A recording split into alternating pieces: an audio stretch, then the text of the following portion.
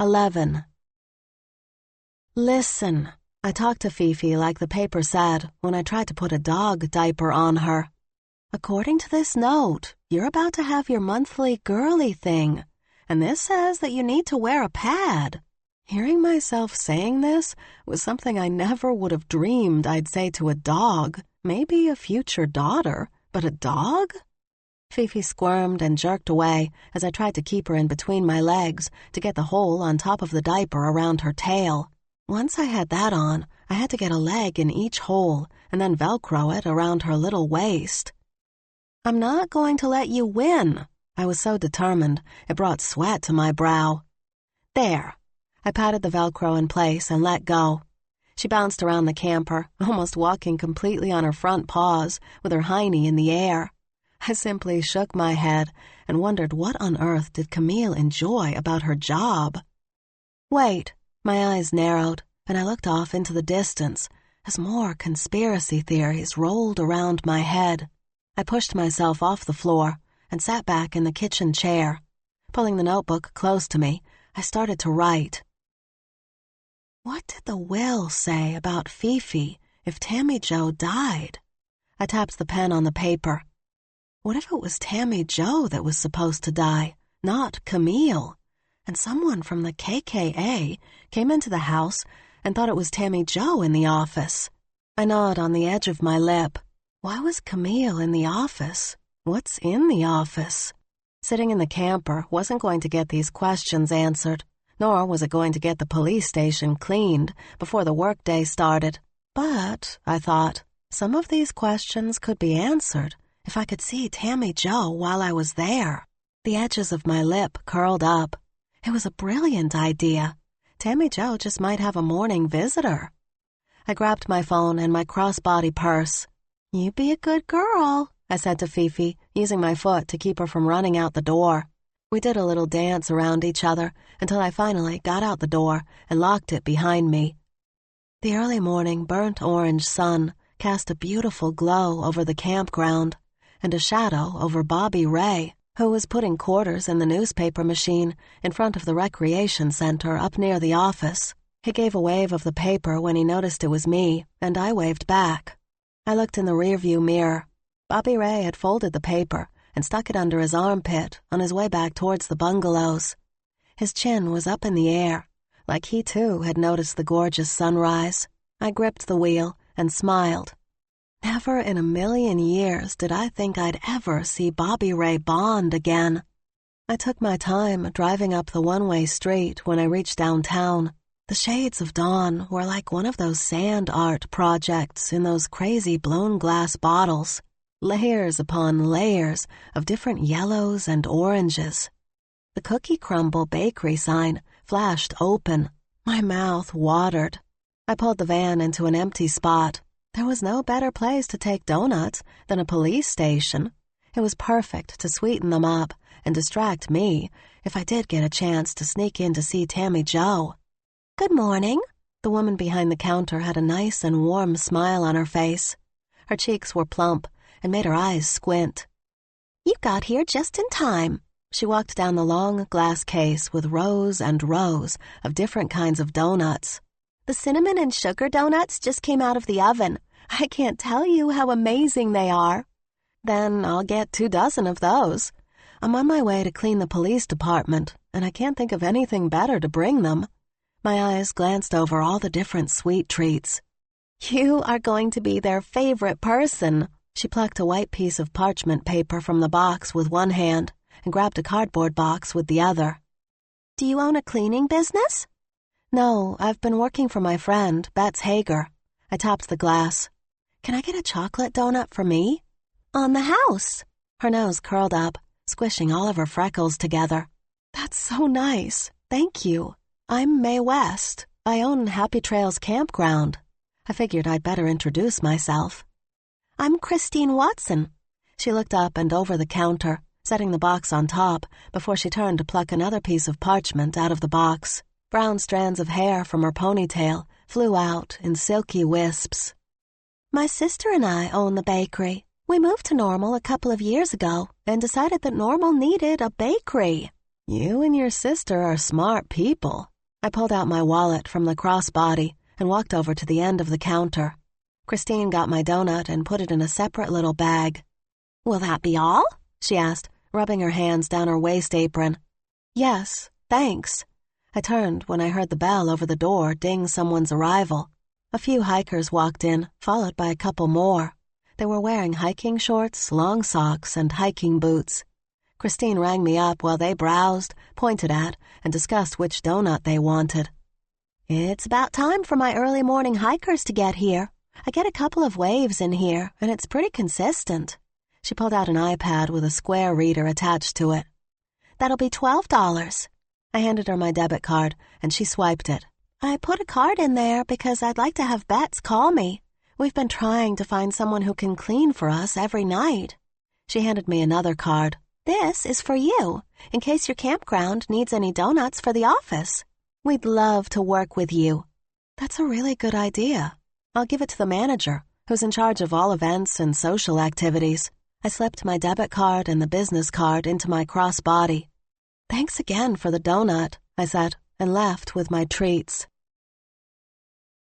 The police station was a little bit outside downtown, in the business district. The white courthouse was the tallest building, and right in the middle.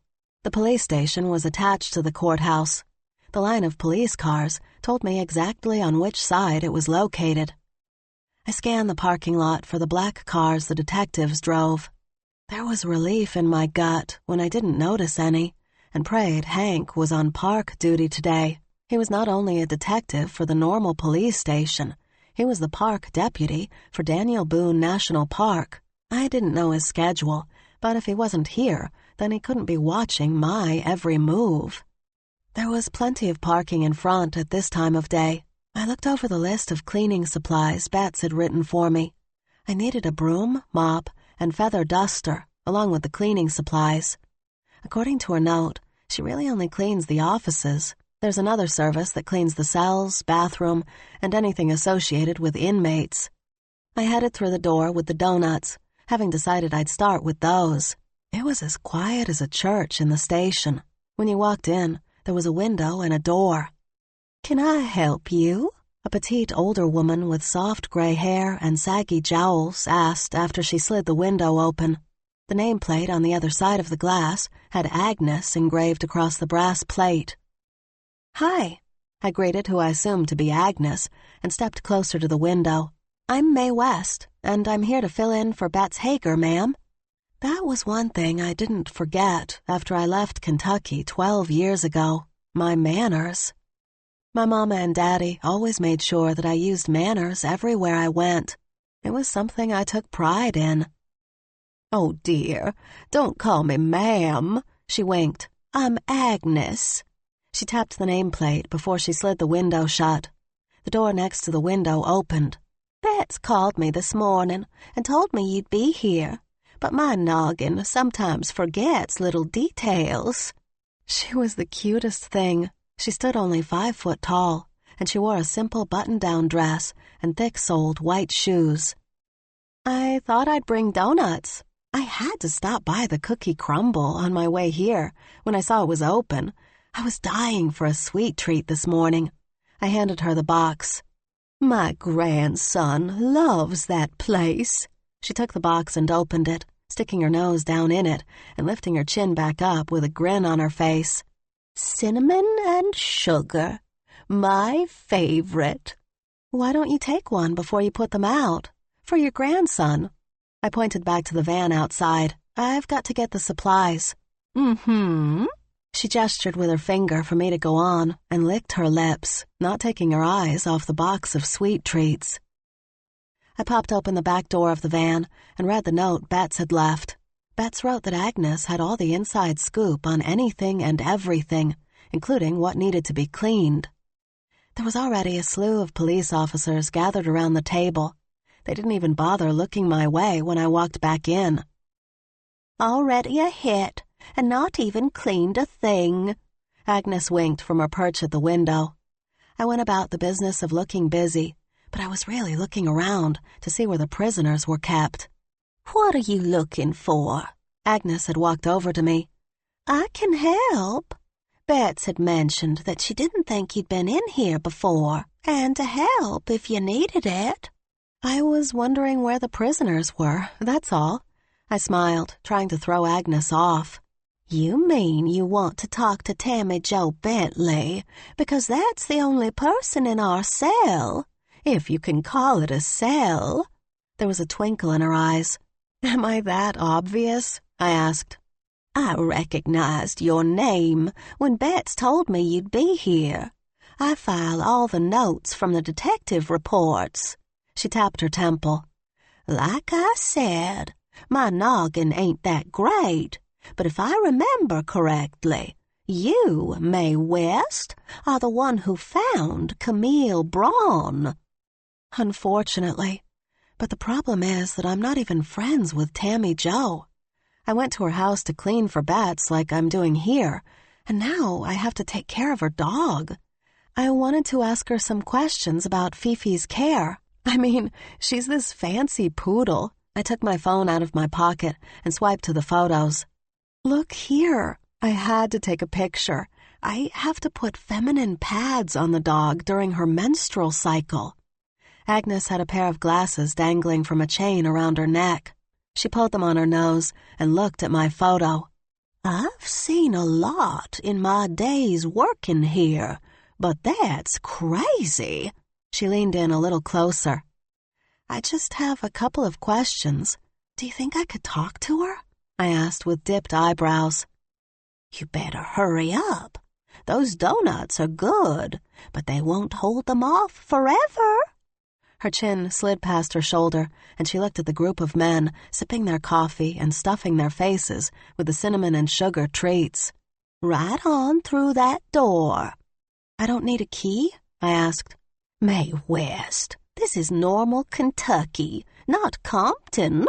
She made a funny face, and I had to smile. I liked Agnes. She wasn't just cute, she was snarky. My kind of spunky older lady. Besides, I told Hank Tammy Jo didn't kill no one. Look at them nails of hers. Perfect to a T. Camille was stabbed. Tammy Jo could easily have stabbed her and not even gotten a chip. I did a stabbing motion and took notice of my fingernails. Tammy Jo had her and Fifi's nails done at Cuticles about an hour before the anonymous call to dispatch. She doesn't get the quick gel slapped on either. She gets the full package. Fake nails with shellac. Helen Pyle said that Tammy Jo is driven to Cuticles and picked up. Helen also said that Tammy keeps her calendar clear after their appointment for at least 2 hours to let their nails dry. She glanced over her shoulder at the officers still stuffing their faces. She put her hand on a file. If I can't get Hank to see that Tammy didn't do it, maybe you can. She slid the file closer to the edge of the desk. I remember Hank talking about how the community really embraced you when you moved here. It used to get his gills that people would talk to you and not him. She tapped the file, and I looked down at it. Camille Braun was written on it. My eyes snapped up. My mouth hung open in surprise. I'd never considered I'd get to look at the file. I'm going to the bathroom. You can go on and clean. She gave a sweet smile and excused herself from any sort of snooping I was about to do, because she couldn't lie if someone did catch me. There was obviously something she wanted me to see, if she was going to great lengths to get me to look at the file. I plopped the bucket of cleaning supplies up on her desk, and when I felt like no one was paying attention to me, I put the file deep inside. With the broom and bucket in my grip, I headed towards the room where Tammy Jo was being held. Instead of going right on in, I ducked into a corner and opened the file. The coroner's report said that Camille Braun had only been dead for about half an hour. That might not seem like a big deal and wouldn't get Tammy Jo off the suspect list, but as a woman who took getting her nails very seriously, this told me and Agnes there was no way Tammy Jo did it because it didn't give her enough time for her nails to dry. Did you find the sink okay? Agnes peeked her gray head around the corner and jutted it out a couple of times like a cuckoo clock. Her eyes drew down to the file. Let me take you to her. I read the coroner's report. I could feel the tension rising up within me.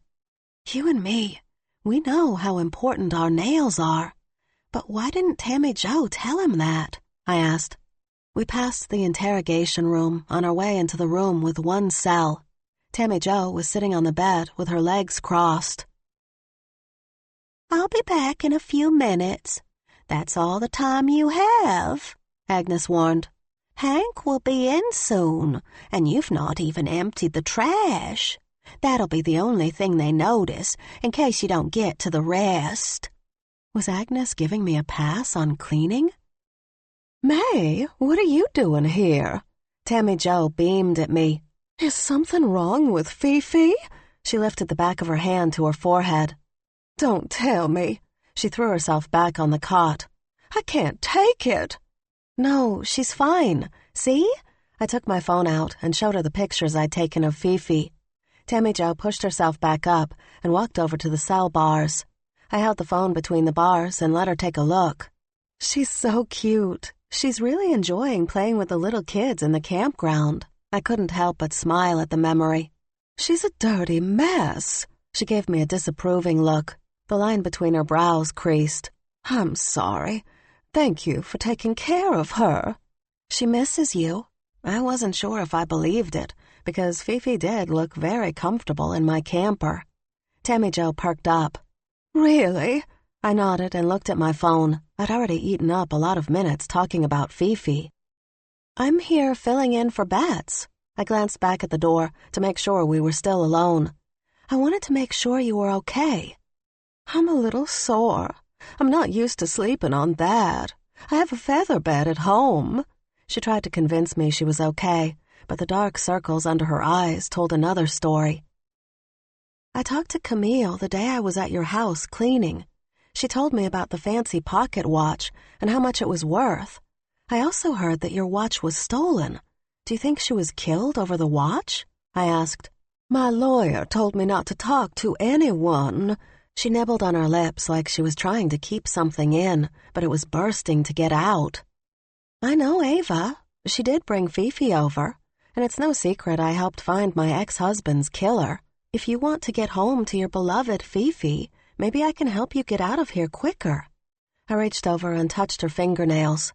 I know that you were at Cuticles the morning of the murder, and you don't do anything for a few hours after, much less kill someone. Unless Camille had stolen the watch. No. She gripped the bars, not turning to face me. She shook her head. There's no way Camille stole the watch, even though the camera shows that she took it. Camera? I asked. Yes. There's cameras all over my house. Hank had come over the day you were cleaning because I wanted to hire him for more security for the KKA event. Her head dropped. I'll be kicked out of the association now. Not if you let me help you, I said. Do you have a camera in the office? I asked. No, I have one on the watch and outside. That's why I'm here.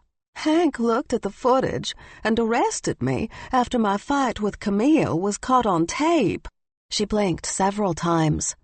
Why did you fight with her? Some hesitancy was rising in my stomach.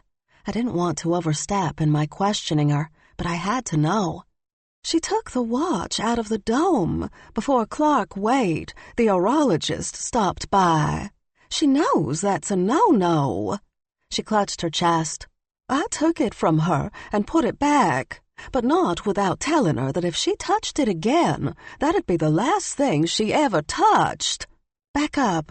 Tell me why you have an urologist coming by?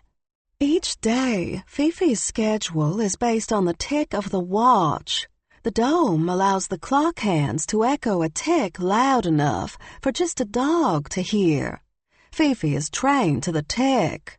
I have an urologist come by every day during Fifi's nap time, so she won't be disturbed. Clark winds the watch and makes sure it's in perfect working order. After all, Fifi is from a long line of good breeding. Did Fifi go down for a nap after you got back from Cuticles? I asked. Yes, Fifi was napping. Clark was on his way, and I'd had a visitor. She abruptly stopped talking. Her mouth widened in a dramatic O, and her face drained of color. She pushed off the bars and eased back to the cot. Are you talking about the woman visiting you before I showed up for the check? I asked, and caught the look of shock on her face. That woman has nothing to do with this, so you just forget you ever saw those wine glasses. She was smarter than I was giving her credit for. Camille Braun knew that the watch was worth $2.2 million. That watch is gone. If Hank Sharp finds the watch, he will find the killer. That woman had nothing to do with the KKA? I asked. No. Her voice was tight as she spoke. What about the scratches on your arm? Just admit if you struggled with Camille. I had to know everything if I was truly going to try to help her. She stood there for a second, as though she were trying to remember what I was talking about. Her jaw dropped, and her eyes popped wide open. Fifi had just had her nails done. Just like your nails, they need to be filed. Fifi's nails were clipped, but her nails are filed by walking on the concrete. I don't let cuticles file them, because a natural file brings her nails to perfection, making her worth more and more. She looked down at her arm and rotated it towards me. See, there's a couple lines from the edges of her nails. There were 2 rows of small scabs on her forearm, exactly where I'd seen Fifi resting when I'd first showed up when I'd gone to clean for bats. Did you even know anything about the watch on the mantel? She asked, with a curious look in her eyes. No clue. I know one thing for sure. If it were my watch, I'd have it in a locked drawer, not out in the open. I took a few steps back and looked out the window of the door. I had to be extra careful not to get caught. Your average person has no idea. They think it's some silly little watch that my husband had. She let out a heavy sigh. I've said too much. Is it true that you're leaving the watch for Fifi if you die? I asked. It is. Dog breeding isn't cheap. There's good stock out there, and I've got to get Fifi the best male to sire her children. This money will help her to leave a true champion legacy. She talked as if Fifi were a royal princess or queen. You don't have any family that knows Fifi is getting your money, that might want to seek revenge? I was grasping at anything to look into. No one but my employees knew. She tapped a finger per name. Ralphie, Camille, and Norman. Now you and Ava Cox. Ralphie, the gardener. I jerked my head when I heard Hank's voice. The day I came to clean, I overheard Camille and Ralphie. Did you know they were an item? I asked. Of course I did, she said. They think they're so sneaky, but when you live alone, you hear everything. I think she was dating someone else and giving him the runaround. She told him she couldn't see him anymore because she didn't want to risk her job or your finding out. That Fifi was everything to her. I blinked a few times while I tried to think of the exact words, but put that aside because I knew I had to hurry up before Hank caught me. He truly did threaten her. Ralphie? Tammy Jo's chin ducked to the side, and she looked at me under her brows. Trust me, I want to get out of here, but Ralphie wouldn't hurt a fly. In fact, I try to get him to kill ants in my garden, and he puts down this organic stuff that I swear cost me a fortune and doesn't work. There was some rumbling around outside in the hall. I've got to go, but know that Fifi is in great hands. I promise to take good care of her until you get out of here. I rushed out of the room and quickly picked up the duster from the bucket where I'd left it in the corner where Agnes had found me reading the file. I pressed my lips together as an onslaught of emotions swirled inside. I knew Tammy Jo was innocent. Camille was dead. The gardener and Camille had a very serious conversation while I was at the house cleaning. Then there was Norman. He was the insurance man. What could he possibly know? A shiver ran through me, like I could tell I was on to something. But what? I turned around in time to see Norman, accompanied by Hank Sharp, being led into the room where Tammy Jo was being held. Frustration came off Norman in waves. I busied myself with the duster going along the baseboards and heading towards the front of the department. The whole ride back into downtown, I contemplated which employee knew what and what they had to gain from stealing the watch. If Hank hadn't found the watch, was he holding Tammy Jo on circumstantial evidence? If that was the case, she'd be out in less than 24 hours, and Fifi would be a fluff ball of my past. Norman was her insurance man. He'd for sure have to answer some questions that could prove vital.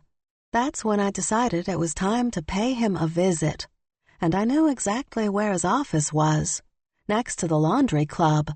I took advantage of the parking spot between the two shops and waited until I'd seen Norman walk into his office after he'd gotten back from seeing Tammy Jo. 12. "Can I help you?" the woman behind the half-moon counter asked when I walked into the insurance agency. Her long dark hair was caught in a low ponytail and pulled around her shoulder in a chic way. She had beautiful milk chocolate skin with big brown eyes. "Do you have an appointment?" "No." I looked around. Norman did well for himself, I thought, and noticed all the rich textured furniture in the front office space. I was hoping to talk to Norman. There were a few couches with fabric matching the curtains in the front window of the old home. The white trim popped against the deep gray walls. "I'm sorry, you need an appointment. Mr. Peddleman is a busy man." Her fingers clicked along the keyboard of her computer. "I can get you in next week. What type of insurance were you wanting to talk about?" "Fifi Bentley's insurance?" When she jerked her head up and eyes away from the computer monitor, I knew I had her attention. "I'm currently taking care of Fifi Bentley while Tammy Jo is unable to. I live in a campground, and Fifi really loves to run around, and I want to make sure my allowing her to do so is okay." I pulled my phone out and pulled up the photo of Fifi, the one with the diaper and the dirty paws. "Look how cute she is with those dirty paws. She loves the mud. Let me see if Mr. Peddleman can fit you in real fast."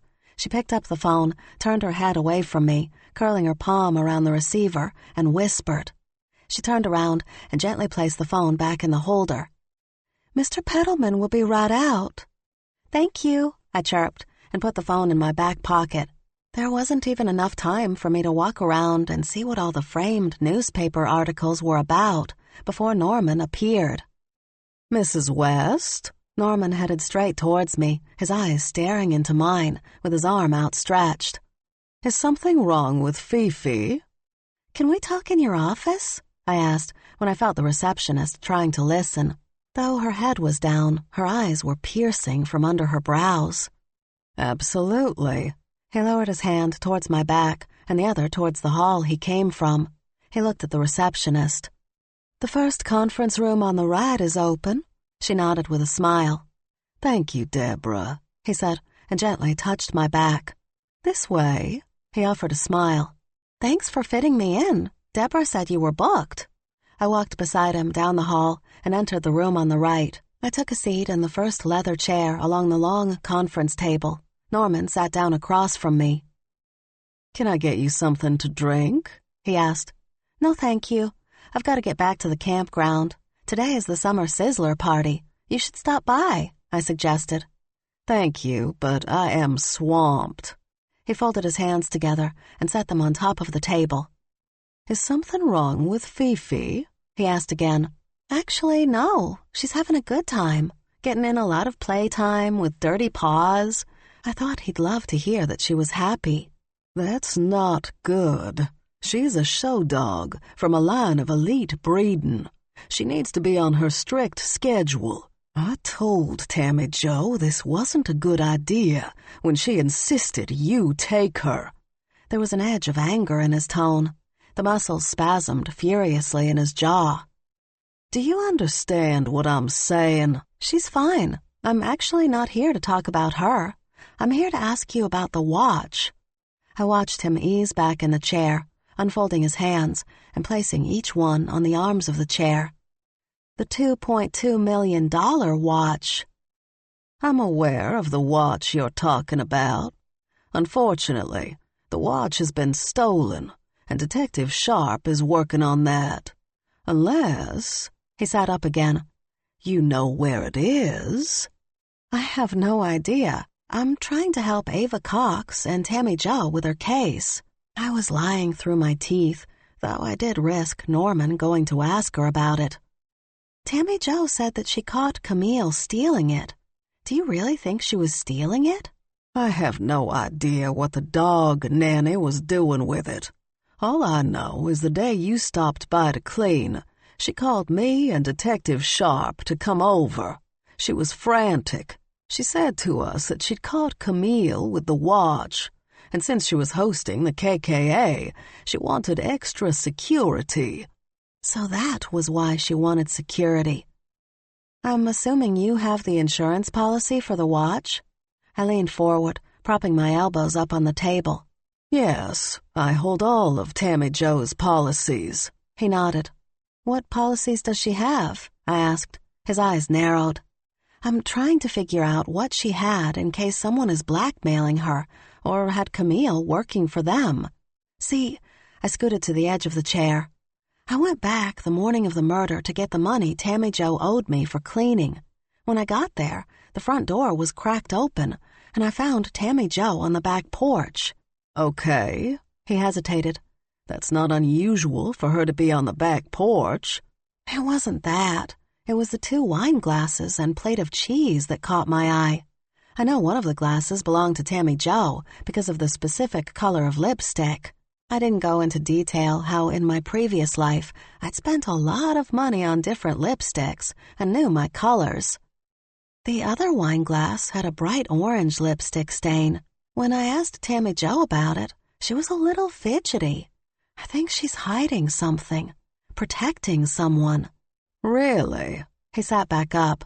You asked her about it? Yes. Dang.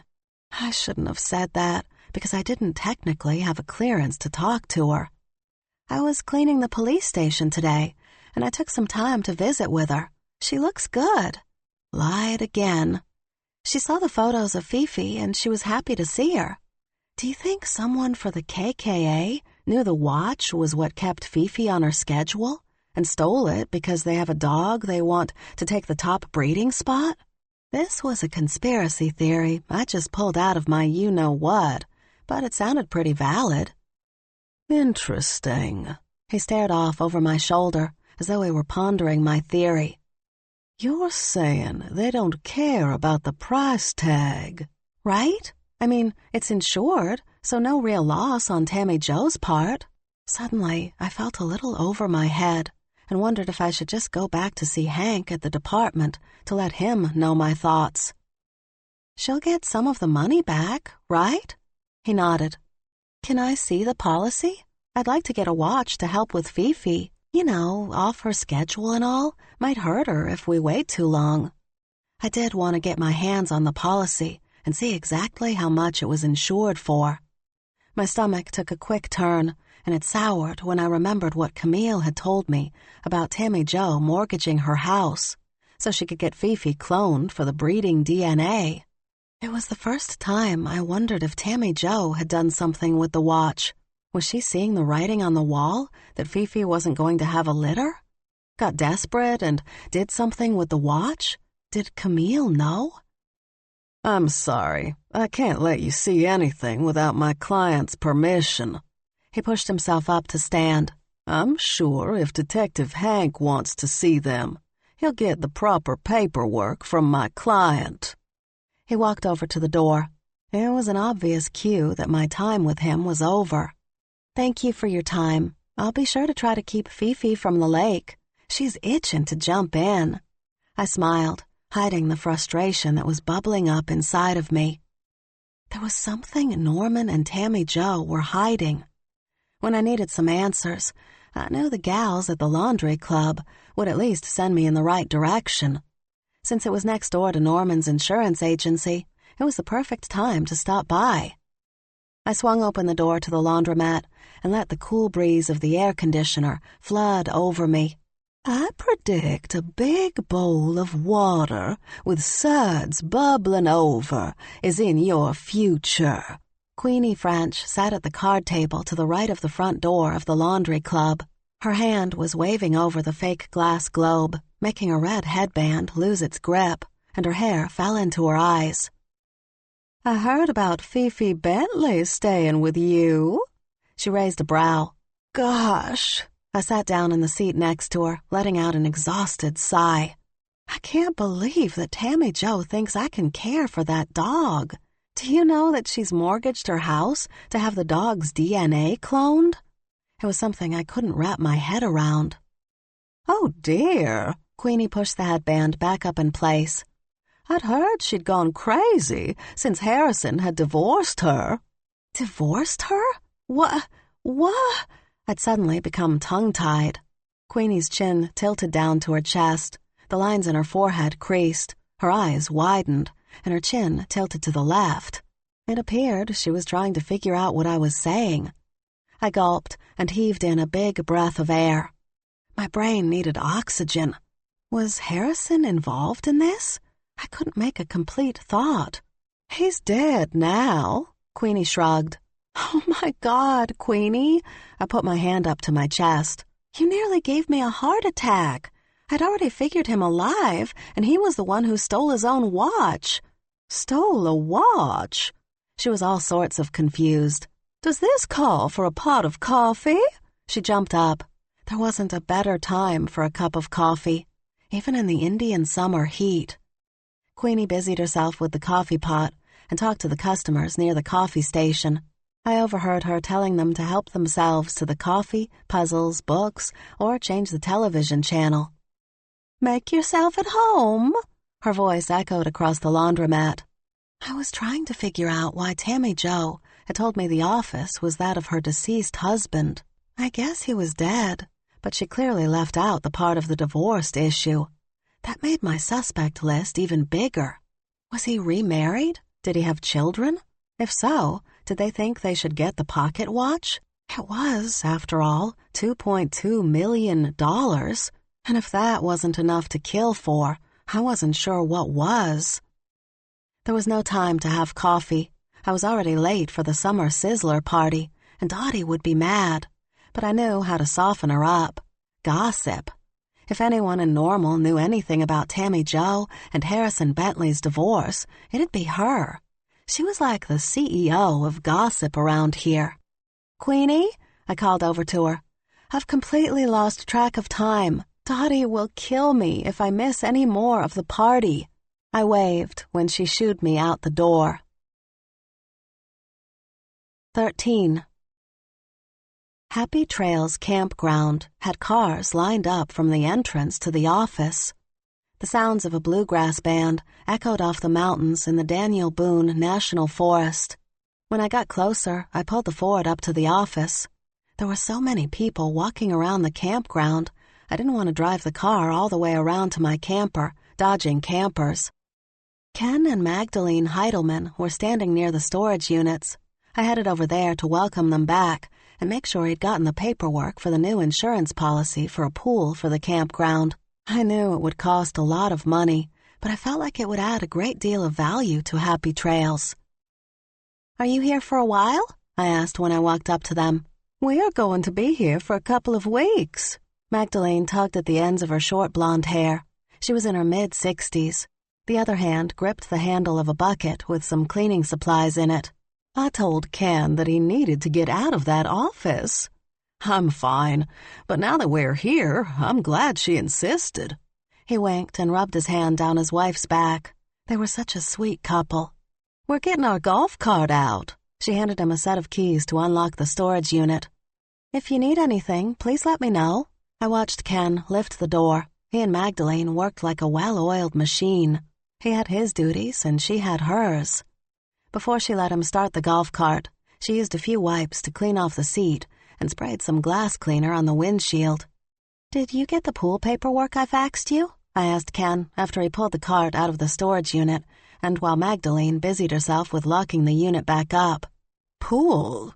Norman Peddleman came around the corner. Ken and I both looked at him. "Mae, Ken," he shook Ken's hand. "You're putting in a pool? That's costly. I think it'll add a nice touch to the campground. If my client wants a pool, it's my job to help get it insured." Ken looked at me and smiled. "It'll be fine. I'm sure you will." Norman turned to me. "I'm here to check on Fifi before I go see Tammy Jo." "She's been great." I wasn't about to tell him that I didn't feed her the yucky food that was in her bag. "Would you like to see her?" "That'd be great." He clasped his hands behind his back and swiveled his body towards Ken. "It was good seeing you, Ken. Let's grab a beer while you're in town."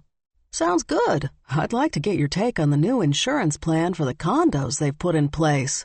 The two talked shop. When I realized they were going to be a minute, I excused myself, but not without telling Norman I'd be right back. There were still cars entering the campground for the summer Sizzler party, and it tickled me to death that these monthly gatherings were becoming more and more popular. "Where have you been?" Dottie Swaggart ran out of the office. She put her hands on her hips, shifting her weight from side to side with a big scowl on her face. "Bobby Ray has plugged up his toilet, and I'm not fixing it. Henry is too busy with doing what I need him to do today while this summer Sizzler is going on." "I had to clean the police station for bets this morning. I'll go take a look at it." I put my hand to my eyes to shield them from the sun so I could get a better look at the band when I heard the sound of a woman. Blue Edith and the Adolescent Farm Boys? I looked at Edith. "She might look old and have tinted blue hair, but she's good and cheap." Her tensed jaw melted. "Everyone is having a good time. All the campers have different foods to offer. Ty has the hog going near the dock. Before I forget, I gave Ty the extra set of keys to your camper so the boys could play with Fifi." She pointed to the lake where Fifi was running between the two boys as they threw the beach ball to each other. She was yipping and jumping in delight. This was probably the best time the poor girl ever had. "Speaking of Fifi, I wanted to ask you about Tammy Jo Bentley and her deceased husband. I thought she was married to him when he died, but apparently she wasn't." I thought for sure I'd opened the floodgate for Dottie to yammer on and on about it, but she sat there, stone-faced, looking at me. The office door opened, and a beautiful blonde woman walked out. Her blonde hair was straight and polished, definitely not from a bottle. She had salon and spa written all over her Tory Burch orange outfit and double T orange sandals to match, leaving my stomach in a jealous twinge. "Dottie, the phone was ringing and I answered it. I took a message for a reservation and left it on your desk." Her crystal blue eyes looked at me and she smiled. The orange on her lips perfectly matched her outfit. Yeah, she had money. "Hi, you must be Mae West." She stuck her hand out. "I'm Nikki Swaggart." Nikki Swag... There I went again, tongue-tied. I should have recognized those eyes from Ty's yearbook. I gulped. "Ty's Nikki Swaggart?" I couldn't stop my mind from releasing the words from my mouth, and I suddenly felt dizzy. "Oh, Ty." She even had a cute little laugh that made me sick and feel ridiculous. "That was so long ago, but I do have to say that I'm looking forward to catching up with him over a drink." "A drink?" My mouth dried, my vision narrowed, and I felt my hands fist at my side. "So you don't live in Normal?" "No, I live in Atlanta. I'm a doctor." "Of course you are," I thought as I was imagining running her over with my camper. It wasn't nice, I knew that, but I couldn't help it. "I'm only here to visit since my mother is in trouble." "Your mother?" I looked at Dottie. "Are you in trouble?" "Oh, gosh." Nikki put her delicate and lovely hand on Dottie's arm. "She's like a mother to me, but Dottie is my stepmother. She made my father so happy." "Who is your mother?" I blinked rapidly, suddenly needing to know everything about Nikki, including this drink date with Ty. "Tammy Jo Bentley is my mother, and I understand that she trusted you with my precious little sister." She winked and smiled, her teeth twinkling. They were such a bright white. "Phew!" I gasped. "Orange lipstick and wine glass." How on earth had I not put the two together when she walked out of the office a while ago? "I think the sun is getting to Mae." Dottie grabbed me by the elbow and walked me towards the office. "You need air conditioning." "Wait!" I stopped moving. "You went to visit your mom the day Camille Braun was found murdered." "Yes, I was actually just driving through town, and now that Camille has turned up dead, I guess I need to stay here and see what's going to happen with Mother." Nikki's lashes fluttered. I leaned in a little closer to see if those were fake. Nope, no chance. My stomach pinged again. "Can I see you in the office for a second? Alone?" I looked at Dottie and didn't wait for her to answer me. "Are you okay?" Dottie shut the door behind her. "No, I am not." I jutted my pointed finger towards the door. "You didn't tell me that you were married to Tammy Joe's ex-husband and that Nikki Swaggart was your stepdaughter." "You never asked," she said in a calm voice. "Harrison and I aren't proud that we fell in love at the end of his marriage." "But when I moved here, you told me you didn't have any money, and all the money you had was stolen from my ex-husband." I reminded her about how I even gave her money. "Tammy Joe had her own money. The only thing Harrison had was that stupid pocket watch that he let Tammy Joe train the dog with. He agreed to let her will it to the dog, never figuring he was going to die first. There wasn't a stipulation in the will about the watch upon his death. Since he let Tammy Joe have everything in their divorce, she gets the watch after Fifi dies." Dottie sucked in a deep breath. "Fifi is going to outlive all of us." She turned her head to look out the window towards the lake. "Oh, no." I looked out the window. Timmy Randall had Fifi on her leash. He was bent over laughing at the brown and white pug and Fifi playing. At closer inspection, they weren't playing. They were doing something that God never intended for a pug and a poodle to do. "No!" I bolted out the door of the office and ran as fast as I could towards Timmy. "Stop!" I screamed and flailed my arms over my head like a mad woman. Somewhere along the way, I lost my hairband, and my long, curly hair sprang out from my head. I could only imagine what I looked like because Blue Edith and the adolescent farm boys stopped playing, and everyone turned around to look at me. "They were just playing," Timmy said and started to cry. The two dogs pulled away, and Fifi growled at the pug. "Who does this dog belong to?" I asked with a stiff upper lip, trying not to cry. "Roscoe is our dog." Ethel of Blue Edith and the adolescent farm boys had come off the stage. "What happened?" "Are you Ethel of the smelly dog?" I pinched my eyes shut and hoped she wasn't, but it was becoming very clear almost everyone I knew in Normal had more than one job. Ethel Biddle was probably no different. "I sure am. Do you have a dog?"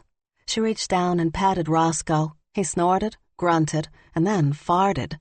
Just like a man, after doing what he'd just done. "No, you've done enough damage," I groaned. "Poor Fifi." I grabbed her leash away from Timmy. He ran off, hysterically crying, towards Ty, who was now making his way over to us. I grabbed Fifi and darted off to the camper, not without noticing Norman Peddleman shaking his head in disapproval. The entire way over, I prayed and prayed real hard. "Please, God, I'm begging. Please don't let Fifi be pregnant with Roscoe's babies. Tammy Joe will kill me if Fifi's designer breeding has been ruined and she loses her house for good." "Mae," Ty jogged up beside me. "What on earth happened?" "I don't want to speak it into existence." I jerked Fifi closer to me. "Besides, shouldn't you be getting ready for your drink with Nikki, or are you going to go after we have supper? Or are you going to break that off with me?" "Stop right there." He jumped in between me and the camper door. "I don't know what's going on here. I feel like you're mad at me, and I didn't do anything. Neither did Timmy." He pointed to the picnic table that was under my camper awning. Please, just sit down for a minute and talk to me. Then I'll let you do whatever you need to do." Fifi squirmed in my arms until I finally let her down. She darted out from underneath the awning when I sat down on the bench, but the leash brought her back when it was stretched to its maximum length. Ty didn't take his eyes off of me. He sat down next to me. I dizzied from his smell. My heart softened. "I'm sorry. I shouldn't have yelled at Timmy, but Roscoe had taken advantage of Fifi." I looked up at him and made my eyes big to emphasize what I meant. "Advantage of, as in sex?" As he questioned me, his chin got lower and lower. "Exactly. Poor girl." I bit back tears. Ty Randall apparently thought it was the funniest thing he'd ever heard because he was literally bent over from laughing so hard. "I'm glad you find this so funny," I tried to say with a straight face, but his laughter was so infectious that I too started to laugh. "It sounds so ridiculous," I admitted. The tears falling down my face were from laughing. It took a few minutes until we'd gotten ourselves together. Roscoe had sniffed his way over to the camper. No, I warned the dog. "You've done enough damage." "Aw, he's smitten with her." Ty smiled at the dogs. "The damage is already done." How on earth am I going to explain this to Tammy Jo? She'll have to go on suicide watch, I said, half joking, half not. Her beloved DNA-insured Fifi will not be continuing the prized line of breeding. "Insured?" He started to laugh again. "That's even funnier." "No, it's really not." I gnawed my lip and looked at the two dogs. Fifi was prancing around on the tips of her fancy painted toes, like she knew she was messing with a dog from the seedy side of town, and that her mother was never going to approve of it. I think Camille Braun was killed over this pocket watch that Fifi is trained by. I continued to talk as I watched his face go into some different contorted positions because he clearly couldn't believe what I was telling him. It was Harrison Swaggert's, and I had no idea he was Dottie's deceased husband or that Nikki was her stepdaughter. I had to reel in my frustration. None of this was Ty's fault. Not yet, anyways. "The watch is missing. It's been stolen. It's worth $2.2 million. The watch goes to Fifi per the divorce papers. Fifi comes from a line of top poodle breeding, and Tammy Jo has mortgaged her house as leverage to have Fifi's DNA cloned." My jaw dropped. Maybe she's already had her cloned, and we can just use that instead of her offspring. I jerked the leash when I noticed Roscoe sniffing in places he didn't need to sniff. The fat dog with a smushed face waddled off, farting the entire way. I looked over the party. Ethel was back to belting out tunes. Bobby Ray was doing some sort of jig in front of the stage, smacking his leg, jerking up one foot at a time in beat with the band. People were eating, laughing, and really having a good time. I would have too, if it weren't for an angelic Nikki Swaggart swaying to the music, with her face up to the sun, looking like a goddess. I looked back at Ty. He too was focused on Nikki. "Listen, I can't go tonight. I'm sorry, but I've got to look at one of the toilets in one of the bungalows." I left out that it was a clogged toilet of Bobby Ray's. "I really need to be here for Fifi, too." "All right. I'm not going to beg you to let me take you for supper, just so I can apologize for leaving last time." He made it very clear we weren't going on a date, something I blamed on Nikki Swaggart. "Let me know if you change your mind." When he stood up and ran his hand through his hair, his bicep popped. My heart fell into my stomach. "I won't." One thing about me, when I made my mind up, I made my mind up. Nikki made no secret that she and Ty were going to enjoy a drink. Who was I to stop the high school reunion? I watched Ty walk off. He was almost to the lake when I saw his hand fly up. Nikki was across the other side, near the band, waving him over. He didn't hesitate one bit. He took her cue and headed right towards her. Watching her grab his hand and his twirling her around in circles made me sick. Sick enough to get ready to plunge Bobby Ray's crap. 14. If I'd known running a campground was like running a daycare, I might have just sold the darn thing when I had the chance.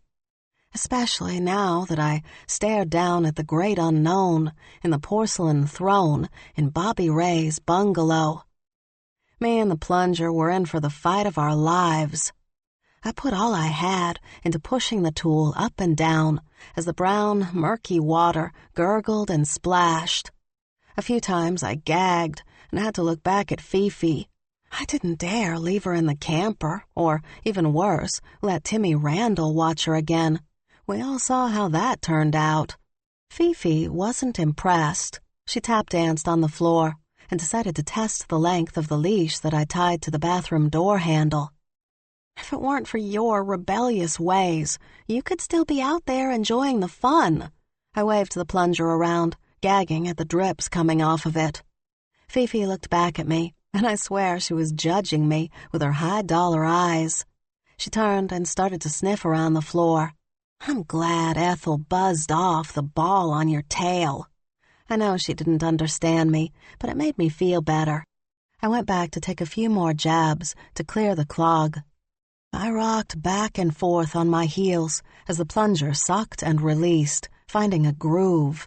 There were some things that came out of my mouth that probably shouldn't, at least not in front of Bets Hager and her Bible thumpers.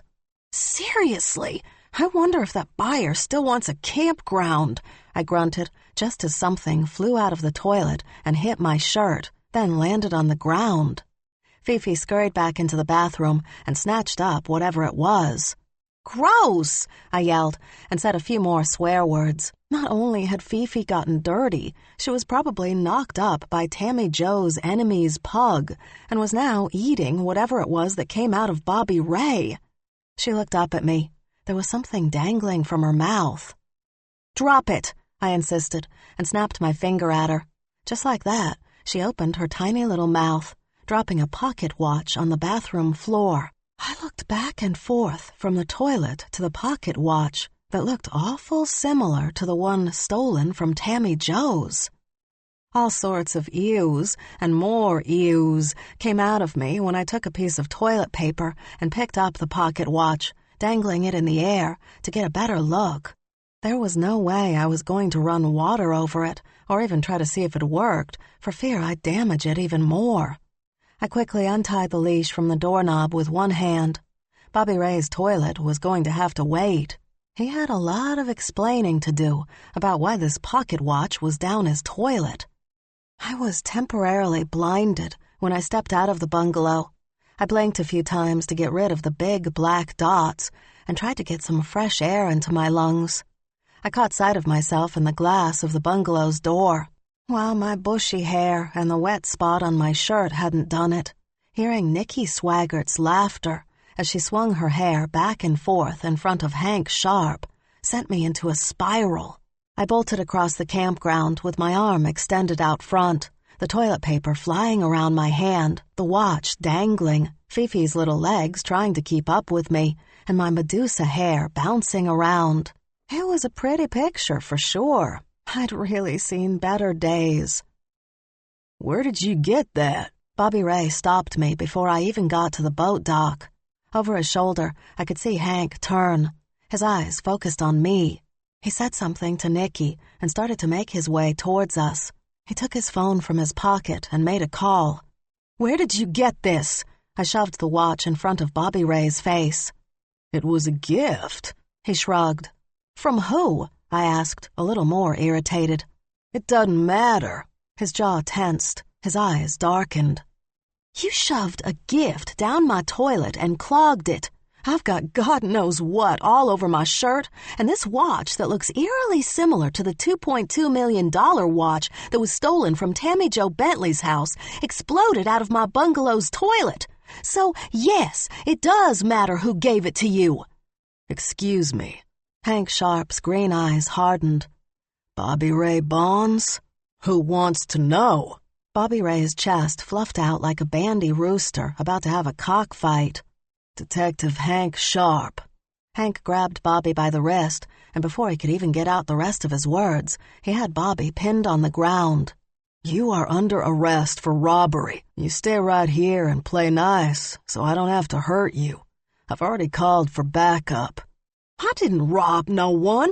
Bobby tried to jerk free with his face in the grass. Let me go! Police brutality!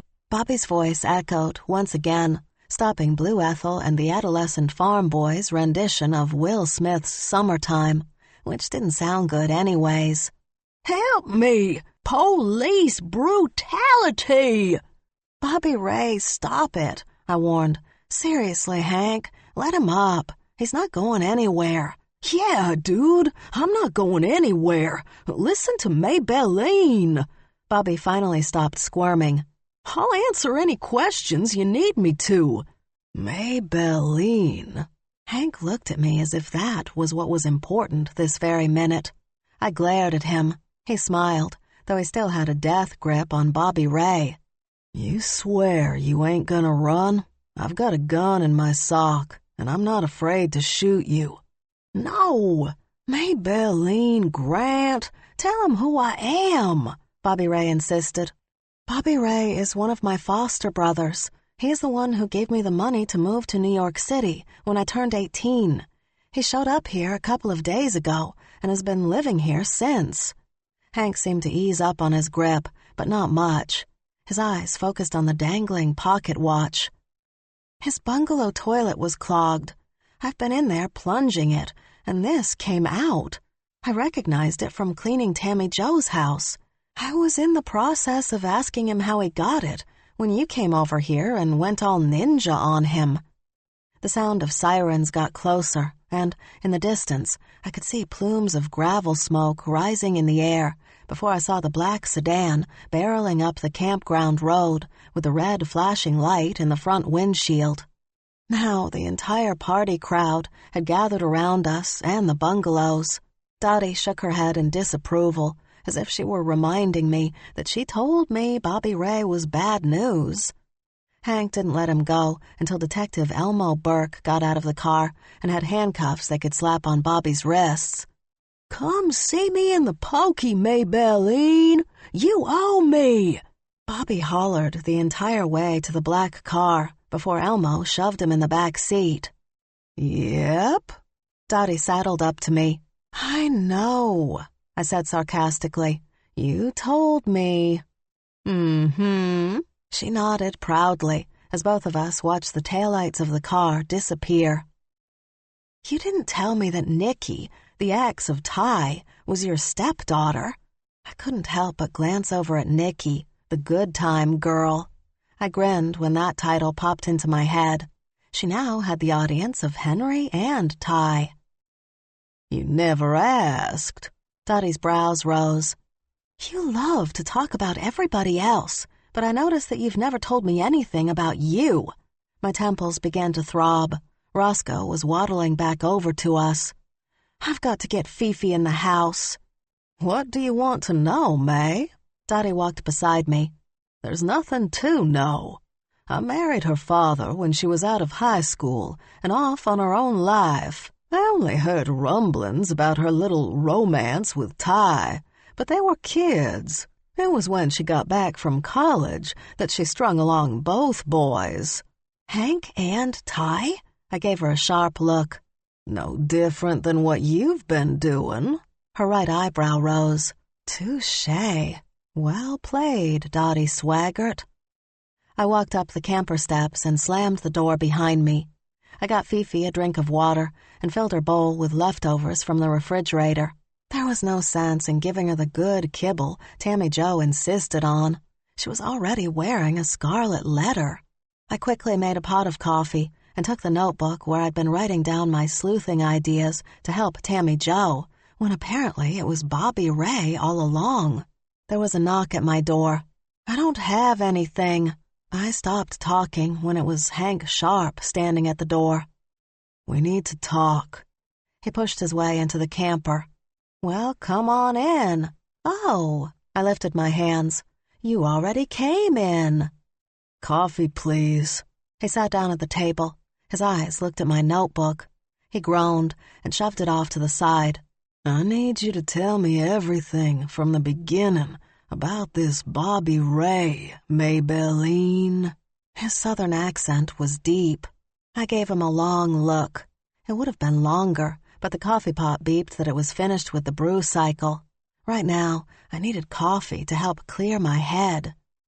I fixed a couple of mugs and set one in front of Hank. I leaned up against the kitchen sink and took a few sips.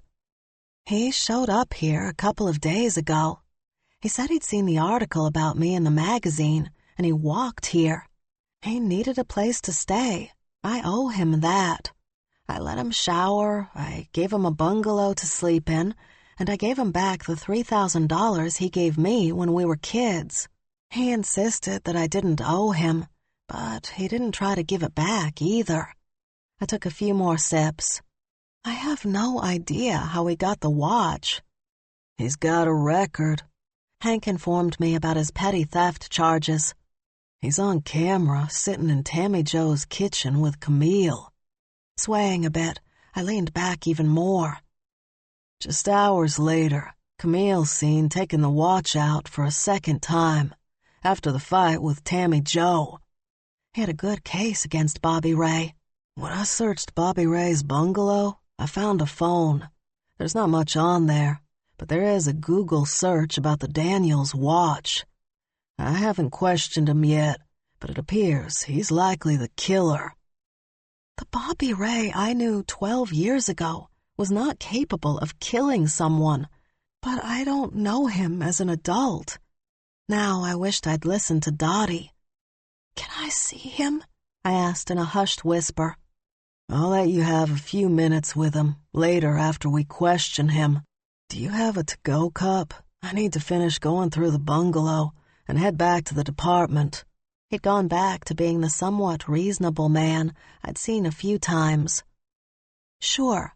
I searched the cabinet before finally finding a to-go cup in the far back. "What about Tammy Jo?" He poured another cup of coffee in the to-go cup. "I guess I don't have anything to keep her on. I need to get her released, too." He opened the door of the camper. "When you come down to the station, I'm going to need a formal statement from you about how you found the watch." "Okay." I shut the door after he left and looked over at Fifi. Her white paws were brown, and she'd had a full day, but I swear there was a smile on her face. 15. Not even a little arrest could dampen the spirits of the campers and attendees of the summer sizzler. Maybe it had to do with some day drinking and liquid courage. After I packed up Fifi's things, we took our last walk together down to get into my car that I'd parked earlier next to the office. I didn't bother Dottie, who seemed to finally be enjoying the fruits of her labor. She had her toes dangled into the lake. Ty and his boys were in one of the pedal boats in the middle of the lake. I didn't see Nikki Swaggart anywhere. The humidity probably got to her and she melted. Just a thought. Fifi had her head stuck out the window the entire way across town until we pulled into the police station. I parked next to the 2 black sedan cars that I knew belonged to Hank and Elmo. With a twinge of sadness in my heart, I picked up Fifi and got her fancy pink monogrammed bag. She licked my face like she knew what was happening and was begging me to keep her. It made me feel better to think that. "Fifi!" Tammy Jo came running out the door next to Agnes's window when we walked in. She went to grab the poodle, but pulled back. "Oh, what the heck?" She grabbed her from me. "You might be dirty, but nothing a little bath from Camille." She paused when she realized what she said. "From Mommy, we'll fix you right on up." Tammy Jo's nostrils flared with a couple of quick whiffs. She lifted Fifi up in the air and twisted the dog all around. Then, as if she were some sort of Roscoe magnet, hand to God, Tammy Jo lifted Fifi's butt right up to her nose. She looked at me as if her head was about to spin off her shoulders and Satan himself was going to pop right out of her body. "What did You do, she cried out. My baby! A blood-curdling scream started from her toes and whipped itself up into the ugliest cry I'd ever seen come out of a grown woman. I mean, I've seen hissy fits, and this was a step way above that. Just about that time, Nikki Swaggart waltzed in with her arms outstretched, giving Tammy Jo's scream a run for its money. Mother, I'm taking you home.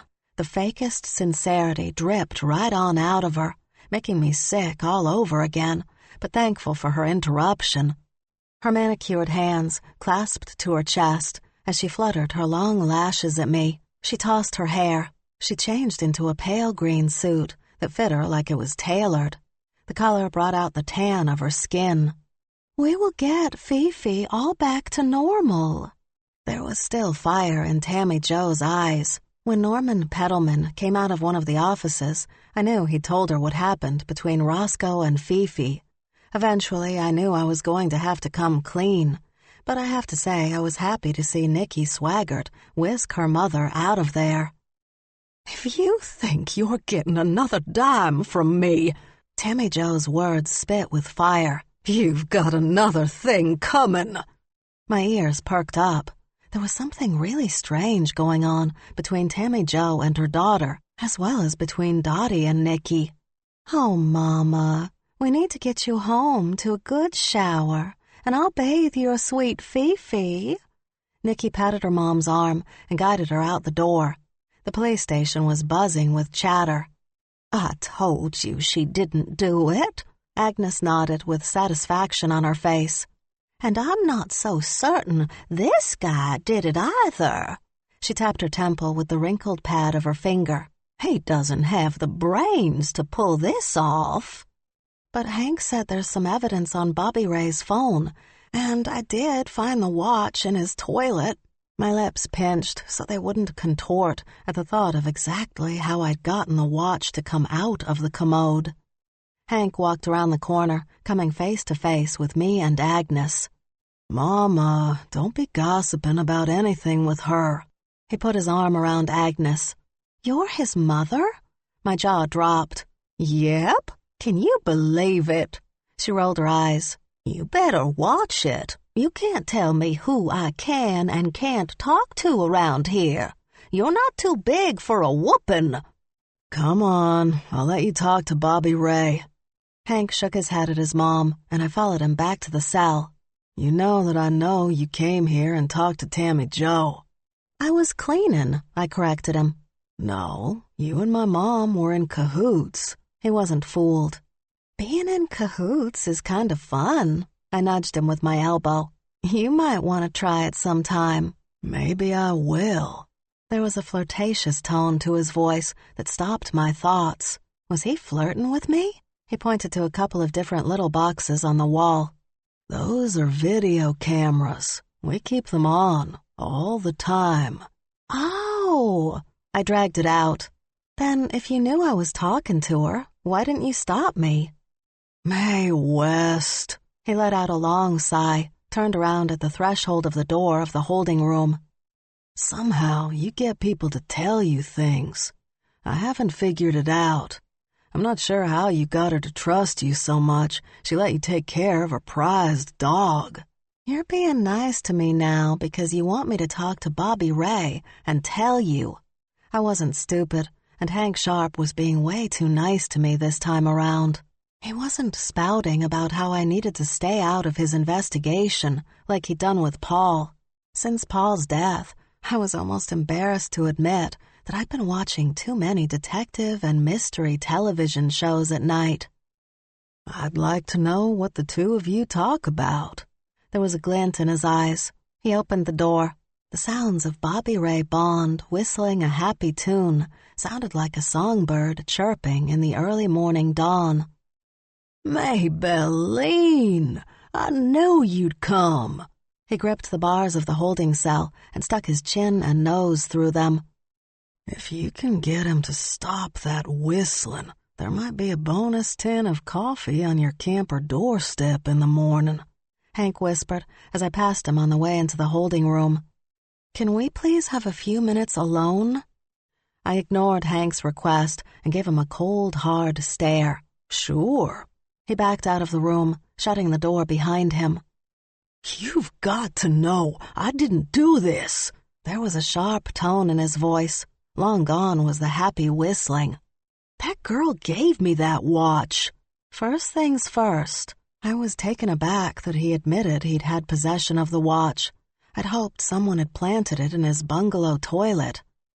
How on earth did you get hooked up with Camille? He'd obviously left that part out of his story when he showed up at the beach on the lake that morning.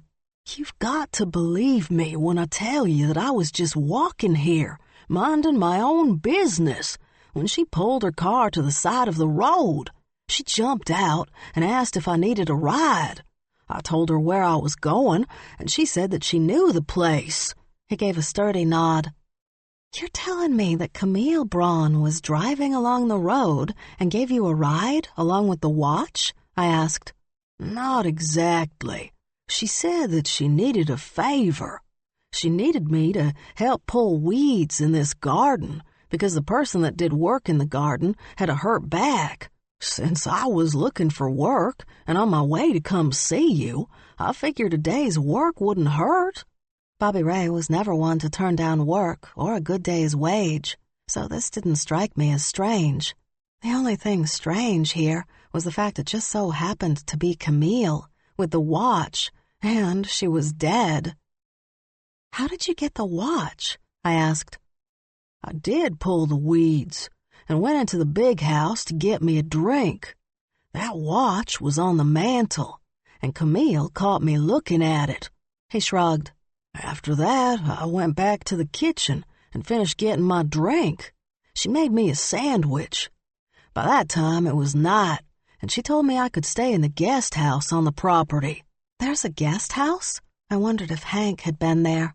Of course he had. I waved off the silly question. He was the detective, after all. Yeah. She took me there and said she'd drop me off at the campground the next morning. He rubbed his head. I fell right to sleep. It was nice having a bed to sleep in after I'd walked all this way.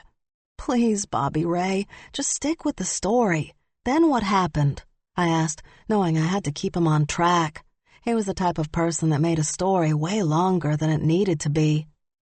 I'm getting there, Maybelline. His chest heaved a deep breath. The next day, she came and got me like she said. She said that she didn't have any money at the moment, but gave me the pocket watch to hold for her for a few days. I asked her why. She said that she needed to keep it safe for a few days, and when she came to get it from me, she'd pay me in cash. His brows furrowed, and the lines in his forehead deepened. Your taking the watch was the favor? I asked, though I wanted a confirmation. Yep. Why did you flush it? I asked. You know when you passed me at the recreation center when I was getting my paper? He asked, and I nodded. I took my time walking back to the bungalow because it was such a nice morning. When I got back, I fixed me a cup of coffee and sat down to read the paper and look through the jobs section. That darn watch and the headline that it was stolen was on the front page. It said that Camille was killed. I swear I didn't kill that woman. I was at the campground. He started to plead his case. Why did you flush the watch? It was typical to need to continue to keep Bobby Ray on subject. I don't know what on earth it was all about, but all I know is what I've told you. I didn't want to get no one in no trouble. I had to get rid of the watch. Although I read it was worth millions, I didn't care. I can't afford to get in no more trouble. It's not just theft. It's murder. They think you murdered Camille for the watch, now that you've admitted you worked there. I stopped dead in my thoughts. You said you went into the house and looked at the watch on the mantel, right? Yep. He pushed off the bars and paced inside. Did you have muddy feet? I asked. Probably. I was pulling weeds. I'm telling you that I didn't kill no one. He continued to talk and talk in his Bobby Ray way, as incomplete thoughts swirled in my head. "I'll be back." I turned on the balls of my feet. "Maybelline, where are you going? Don't leave me here," I heard him yell as I walked down the hallway to find Hank Sharp. The police station was buzzing. The chatter was about the local television news stations outside, waiting for a news conference. It looked like Hank Sharp was about to make a statement, because Agnes, like a true mom, was brushing off the shoulders of his suit coat. They put a smile on my face. Hank looked over at me. "Can I see you for a second?" I asked, and gestured to a corner in the room where no one was standing. He thanked his mother and walked over to me. "Did I hear something about news crew?" I asked. "Ava Cox called the media to let them know Tammy Jo Bentley was wrongly accused. She's trying to save Tammy Jo's position in the KKA. She also let them know the watch was found with a drifter." His jaw tensed as his eyes darted around the room. "The mayor called, and she said I have to make a statement. Apparently, the thought of a random person walking around stealing and killing people is hurting the economy." "I've not had the pleasure to meet the mayor, but I don't think you can go out there and tell the public you have the killer." It was true. I hadn't met Courtney Mackenzie, though I'd heard she was pretty by the book, and if she wanted something done, I'm not sure Hank would go against her. No matter what it looked like and the evidence against Bobby Ray, I knew in my gut that he didn't do it. "Let me guess." Hank sighed and brushed his hand through his hair. "He told you he didn't do it." In the background, someone called Hank's name because it was time. "I know him. Besides, he was at the campground when she was killed. I seen him earlier that morning when I went to pick up Ty Randall from the airport." My jaw dropped. I even shocked myself, remembering that Bobby didn't have a car, though he could have gotten a ride. Still, I knew he didn't do it. "Don't you know that I know he's got a pretty solid alibi if he's telling the truth?" Hank said through his gritted teeth. "I'm going to look into what he told me, but until then, he's staying in there." I looked over when the room went silent. You know how a room gets really quiet when a person of power walks in?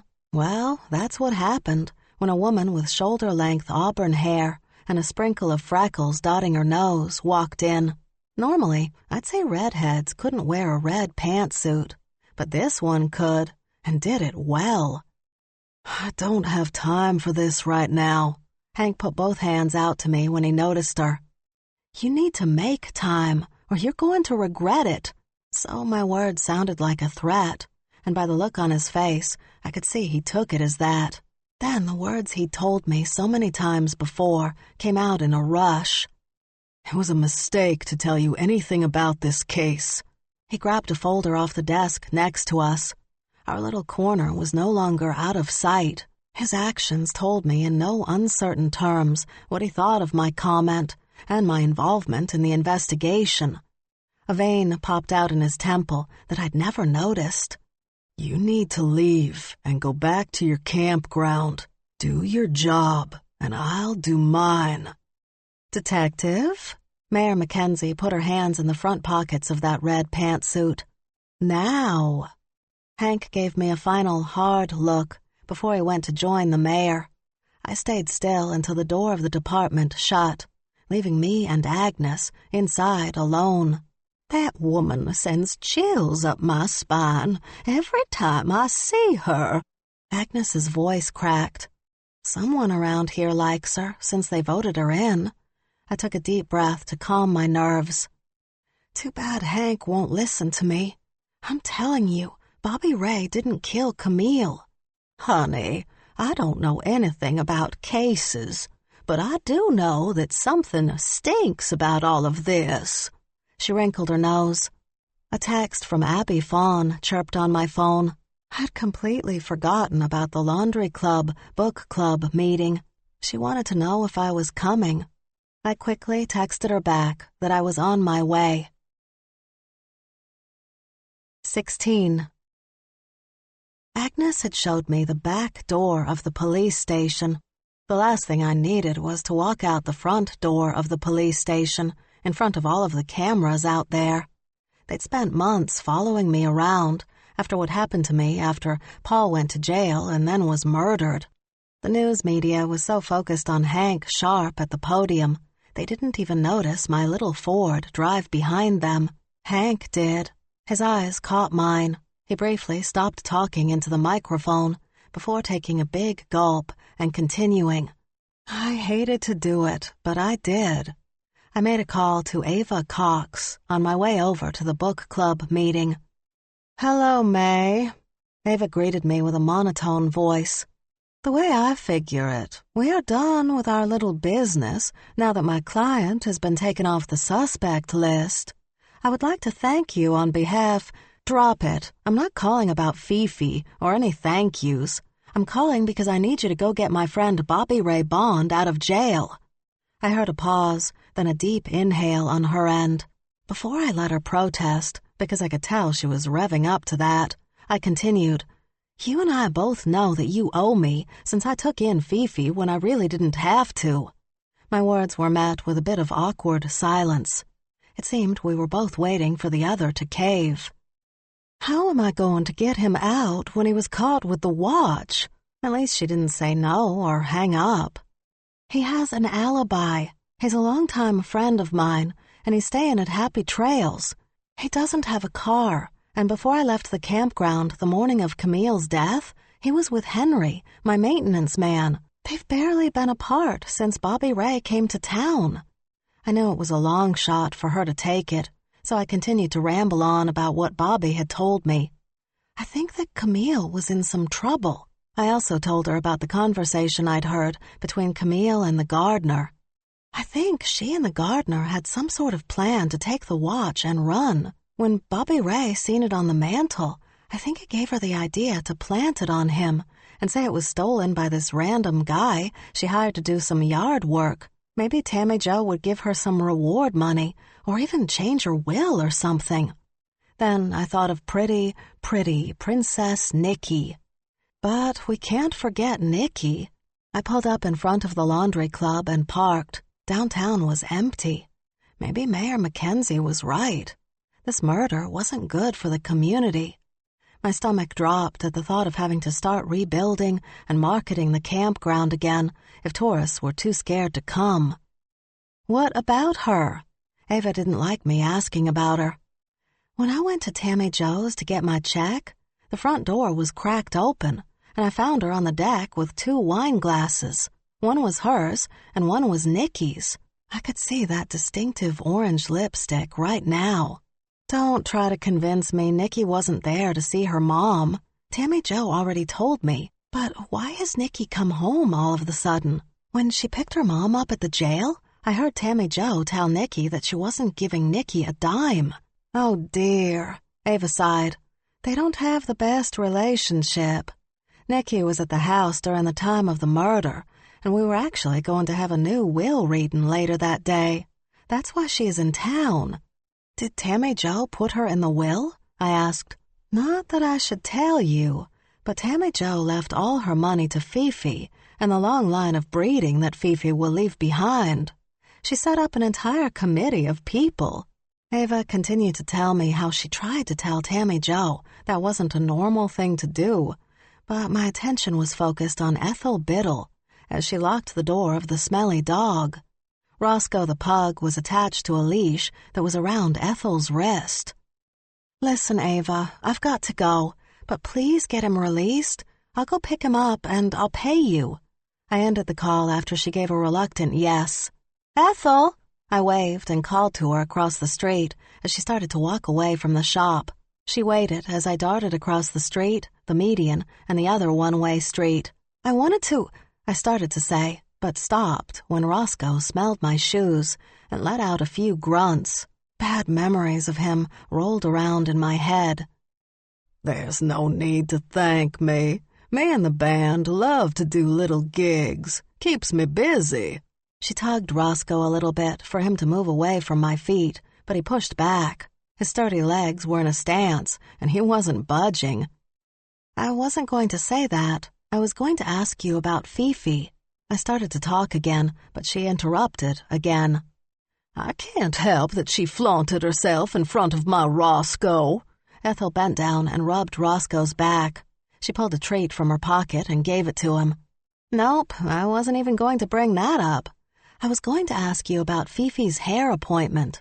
I understand the two of you had an argument about Fifi's tail ball that you cut off. I watched as she slowly stood up. There was a smack of bitterness on her face. One minute she wants a puff, the next she doesn't. That particular day she didn't. She went on and on about how the Kentucky Kennel Association was coming to her house, and she wanted Fifi streamlined across the back and up to the tail. The only puffs were on her legs and on her head. Ethel cleared her voice and straightened her shoulders while she tightened the leash by rolling it around her hand a couple of times. As I told Hank Sharp, she left the shop with directions to shave it and her signature on them. By the time she got home, she had changed her mind, but I'd already started clipping Fifi. I didn't stop to answer the phone and let my voicemail pick up. When she got there, she went nuts on me and how I didn't know how to listen to the client. I showed her the directions with her signature. She insisted she called me in time to change it, but I didn't even get my messages until that night. You already talked to Hank? I asked. Yes, I did. I know it looks bad that we had a public fight, and I knew it was all over town. But like I told Detective Hank, I was clipping another client when Fifi's nanny was murdered. He even took copies of my schedule and my client list with their phone numbers. Now, Roscoe and I have an appointment with Norman Peddleman. He's a very busy man, and I can't miss my appointment. Let's go, sweet boy. She baby-talked the grunting little dog and gave him a gentle tug before he decided to move. Surely, if Hank had talked to Ethel, he'd already talked to the gardener and Nicky. Well, maybe not with Nicky on a professional level, but by the way he looked at her at the summer Sizzler party, he was still as smitten with her as Ty Randall. I wanted to gag right there, but ran back across the street to get to book club. The girls were going to kill me, and I wasn't ready to join Camille Braun. Abby Fawn, Betts Hager, Queenie French, and Dottie Swaggart were already sitting at the card table near the bookshelf in the back corner of the laundry club. They'd left an open seat for me, with a cup of coffee already waiting. "Just where have you been?" Abby asked. Her hair was pinned up into a bun on the top of her head. She had on her normal public library short-sleeved button shirt with a pair of khakis. It was how I knew she'd been working today. I had to go to the police station to see Bobby Ray. I glanced over at Dottie. She had the look of "I told you so" on her face. He didn't do it. "He had the watch on him." Betts Hager brushed her bangs out of her eyes. "At least that's what Tammy Jo told Lester." Of course she did. It seems like she's going around telling everyone how innocent she is. But something is fishy, and I can't help but think it's because of her daughter. I gave a direct look to Dottie. "Listen, I don't know her well enough to even worry with her. She stopped by the campground to say hello because she was in town." Dottie's forehead puckered. "I thought it was strange because she didn't even come to Harrison's funeral. She didn't have use for him since he didn't have the fortune to pay her med school loans." "From what I heard, there was a will reading." Queenie cocked her head to the left and rolled her eyes to the right corner of the ceiling. "And I heard our very own Betts and Preacher Hager were invited." "Listen," Betts pushed back from the table. "I can't discuss what happens between a member of the church congregation and what business they leave the church. But it's not unusual for a member to put their church in their will." "You mean to tell me that you know what the will says?" I licked my lips. This was some news that I sure needed to get the real killer. "I've got Ava Cox getting Bobby out of jail, because you and I both know." I gestured between me and Dottie. "He was at the campground when Camille was murdered." I can say that Lester is in charge of the scholarships for Fifi's heirs. Bets was trying really hard to pull in the smile that was battling to form on her lips. They are going to be taken care of. You've got to be kidding me. Queenie smacked the table, causing us to jump. That woman is crazy. Maybe whoever killed the dog nanny was really wanting to kill Tammy Jo. I looked down at my phone when a text from Ava chirped in. Ava, I got Bobby Ray Bond released. Can't leave town. You're in charge of him. I couldn't take him to Happy Trails. Have to go to Tammy Jo's for a meeting. Me. Okay, thank you. I'll get him and be in touch. I leapt up, my feet hammering across the laundromat floor towards the door.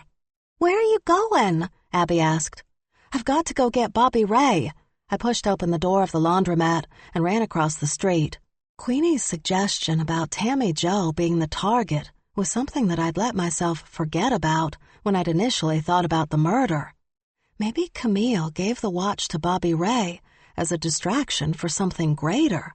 But what?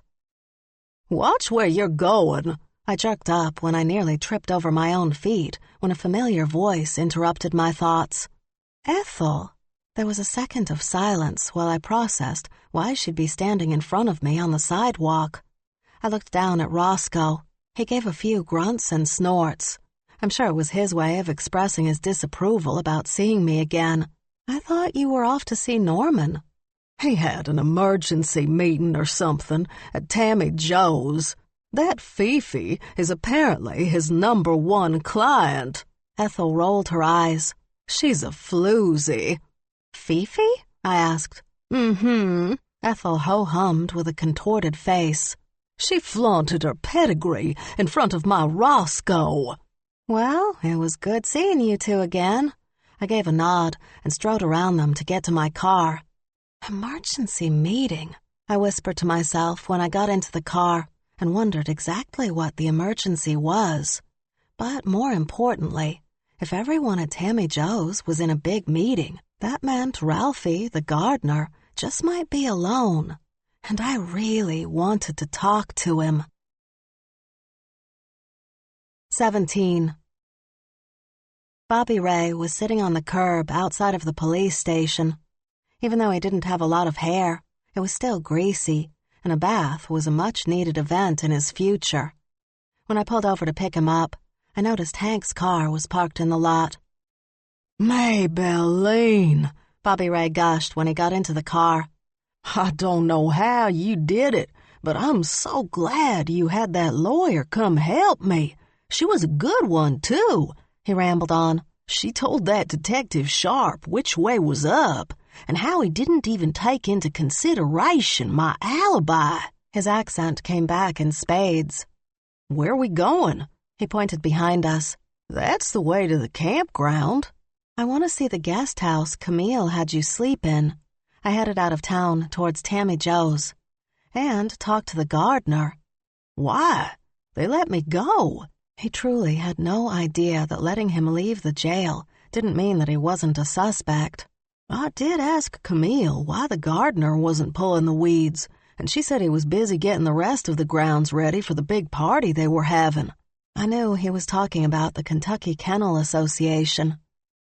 They told you to stay in town, and that means you're still on the suspects list. And it means that there's still a killer out there, which means the tourists don't want to come to Normal, which means cancellations for Happy Trails. I'm not going back there. It was funny how this was all connected. Not that I don't want to make sure you're proven innocent, but I haven't worked so hard to let Camille's murder be the thing to bring me down. Well, if it's all the same to you, I'm going to sit in the car because I don't want no part of this. He crossed his arms, folding them across his chest. His chin jutted out to the side in a defiant sort of way. It was fine with me. I didn't need the distraction of him while I tried to talk to Ralphie and snoop around a little bit. I wasn't even sure what I was looking for in the guest house, and Hank had probably scoured it, but I had to scratch the itch of my curiosity. There were many cars at Tammy Jo's. I recognized Ava's and Norman's, but not a couple of the others. Hopefully, they were all so involved in the meeting, they didn't notice me pull up. "The house is way back there behind that big barn." He pointed out the window. I never even noticed that barn back there. I had to squint to even see the top of it. It was so far back. I'd say it was about 10 acres away and a good hike from the car.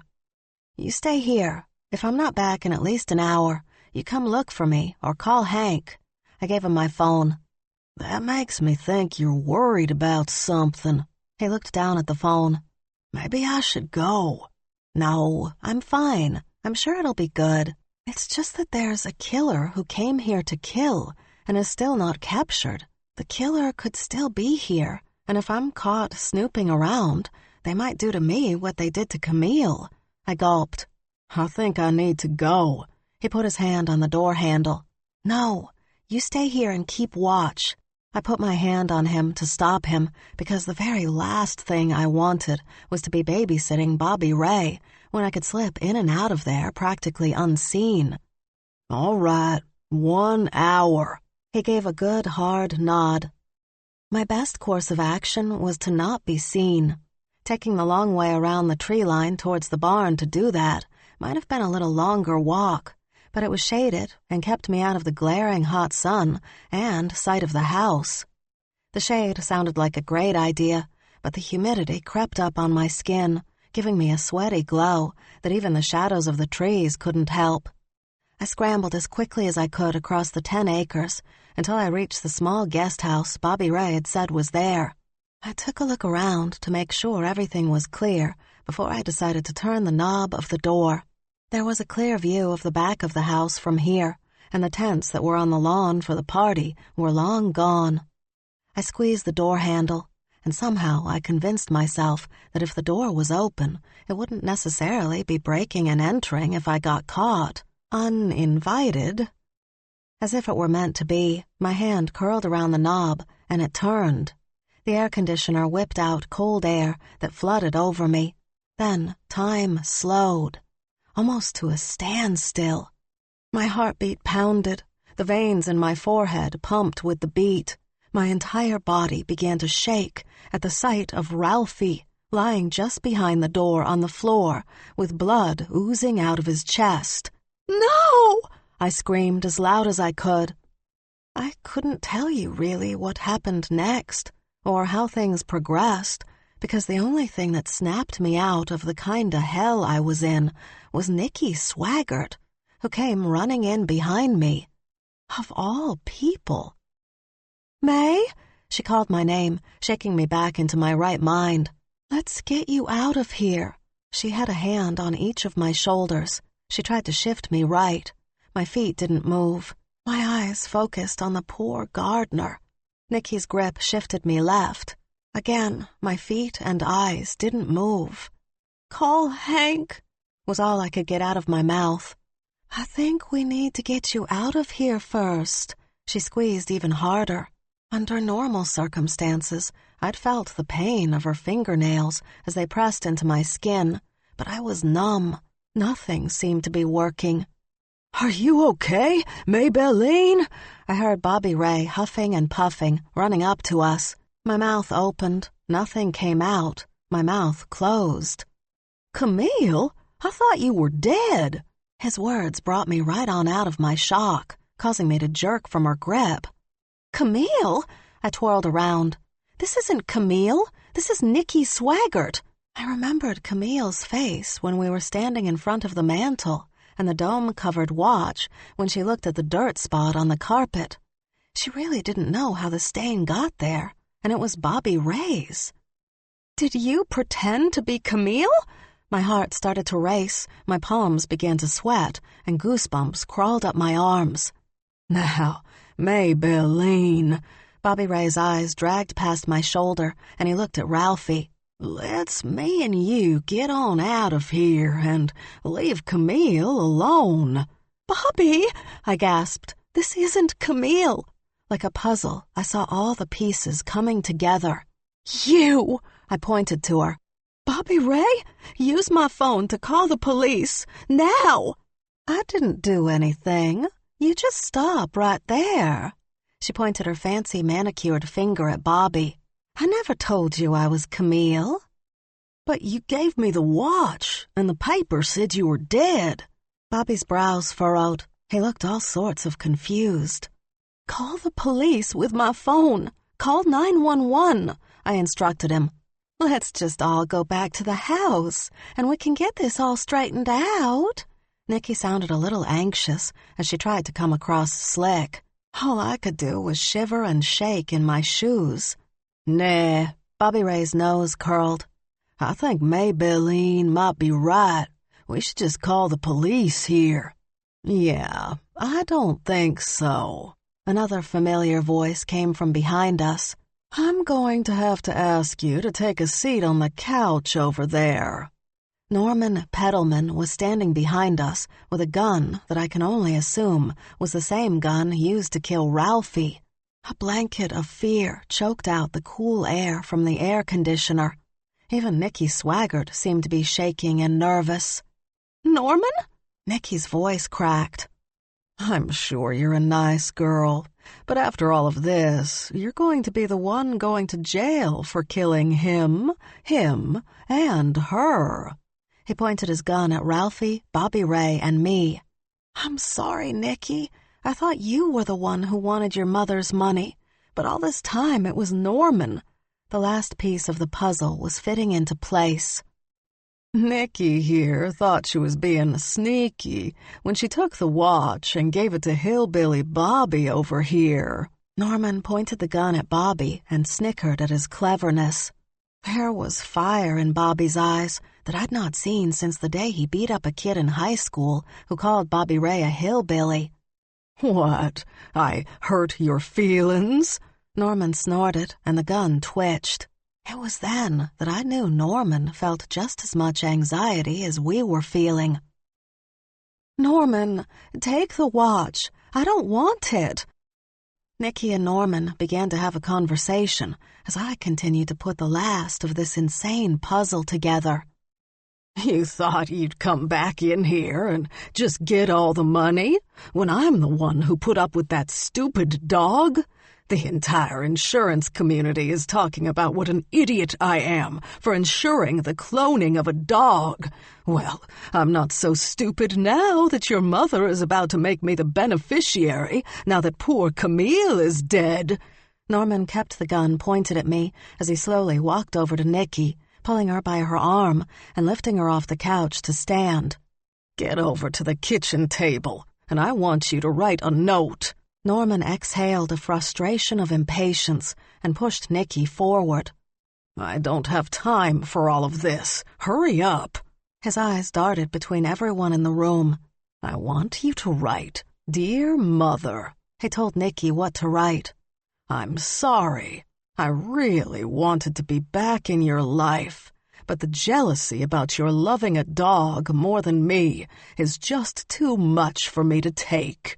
I couldn't stand the sight of Camille and how much you trusted her. Out of rage, I had to get rid of her and gave the watch to that low-life drifter.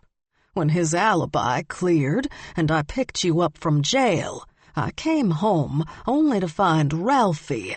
He was going to blackmail me because he'd seen me run from Dad's office that morning." Norman thought he was so brilliant. He made his letter sound so dramatic, like something you'd see in a movie.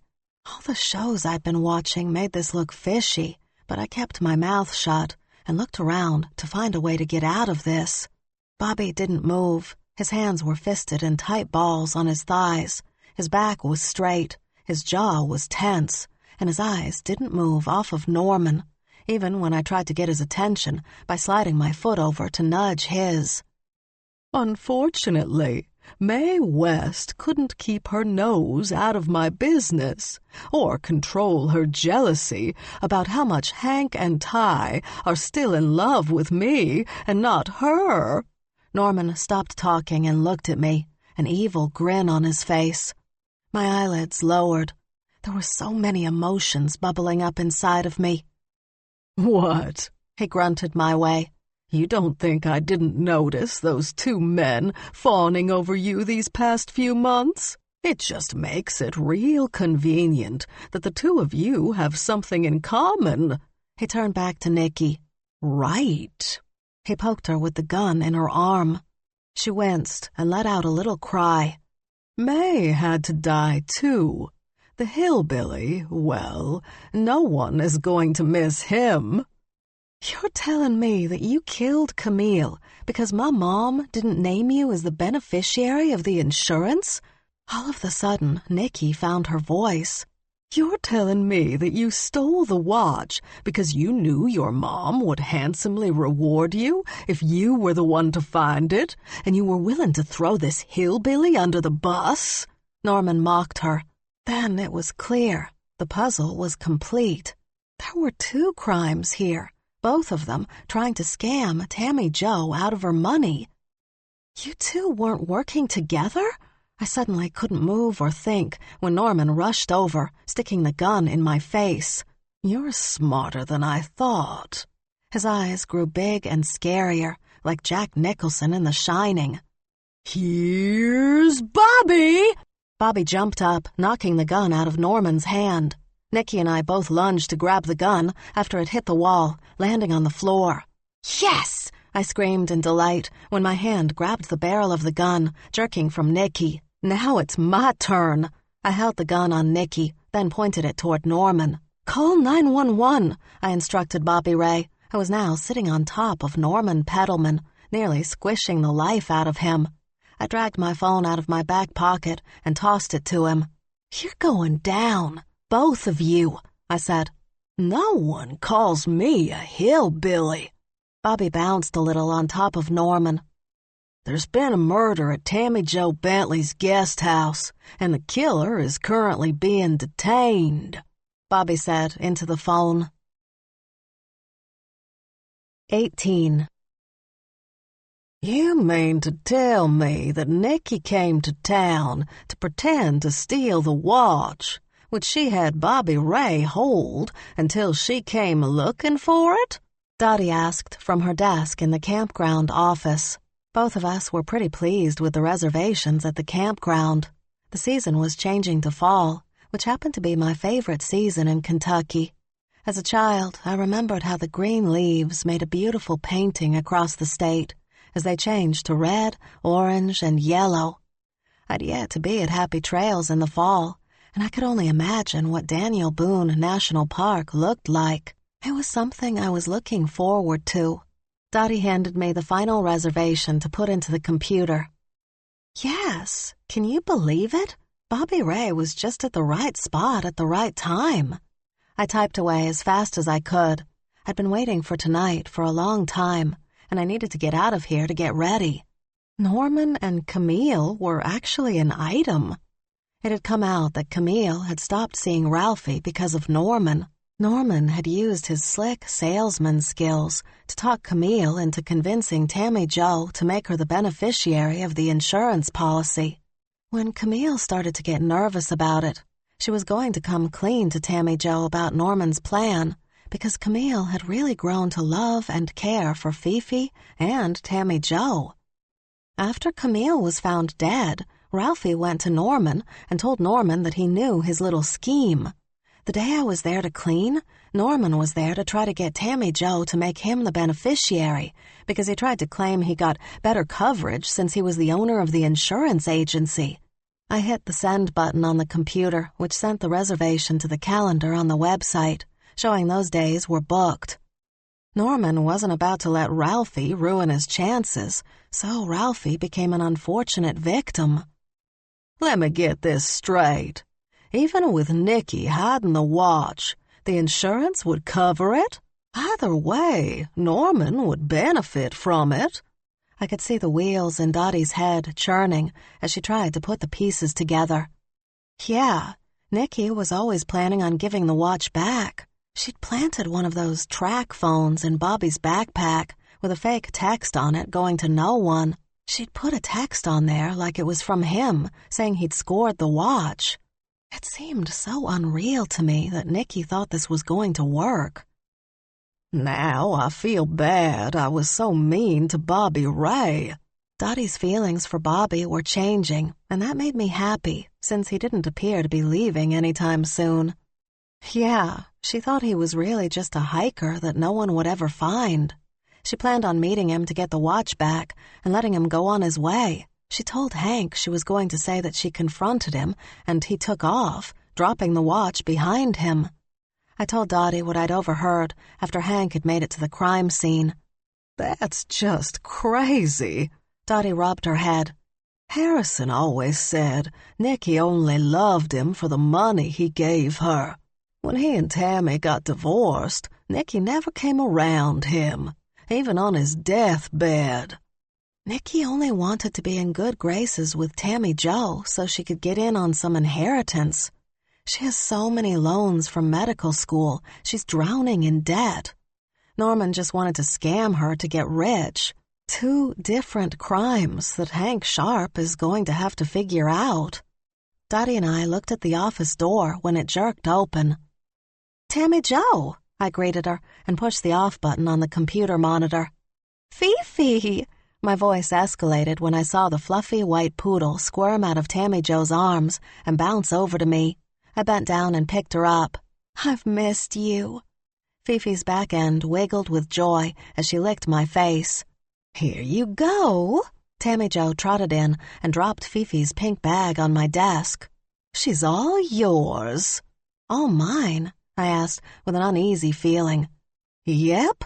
You let her wander on the wrong side of the tracks. Now her problem is your problem." Tammy Jo's frustration was rising with each word. "What are you talking about?" I was all sorts of confused. "Roscoe? She's pregnant." The lines on her forehead creased as her scowl at me deepened. "I can't insure her now that you've ruined her, so she's all yours. Besides," her features hardened, "she's not been eaten since she came home. I think she missed you." "No," I held Fifi out at arm's length. "I don't have time for a dog. What about your insurance on cloning and her offspring?" It was strange to me that she'd spent these past 4 years grooming a dog and taking the time to get all the paperwork, insurance, and place in the KKA to just give Fifi to me.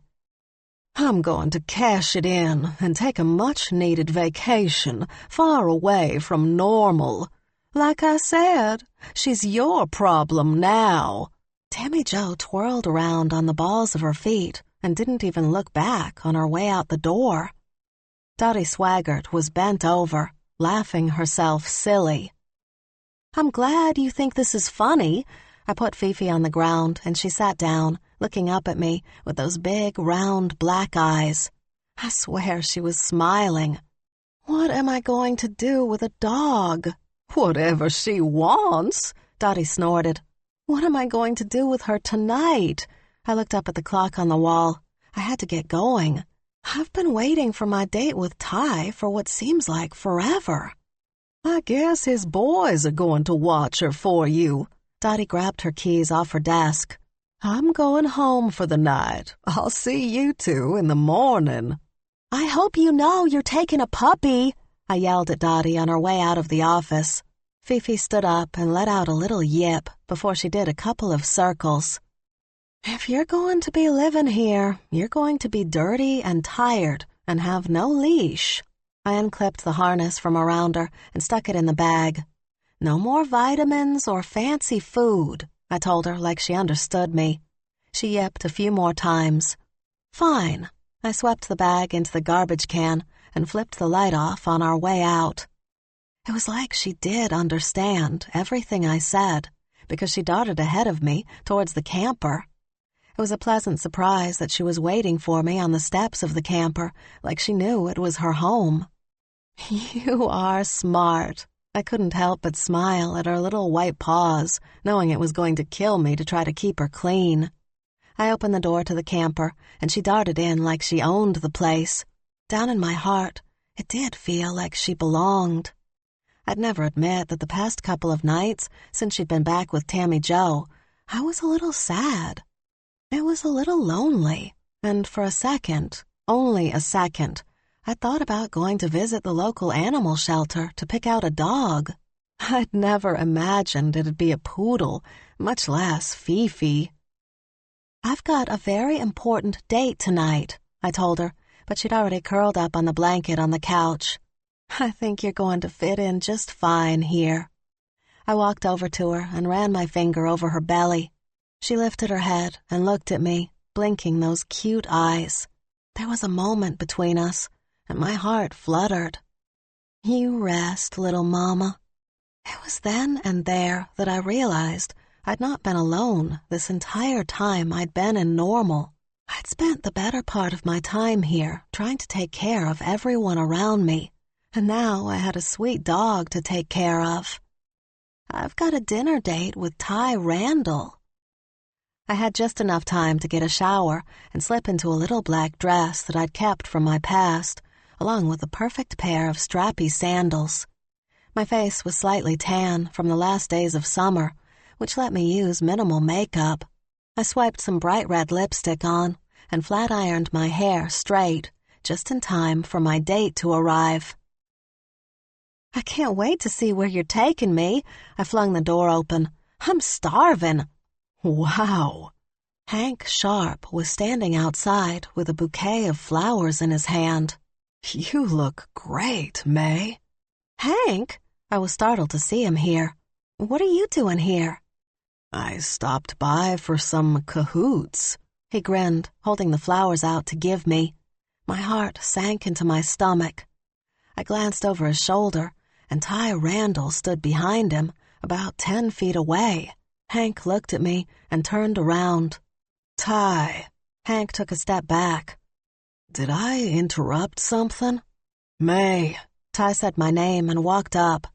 I think Timmy is getting sick. He's got a fever, and I've not gone to the grocery yet. By the way he was talking, I knew our dinner date was going to have to wait some more. "What can I do?" I asked.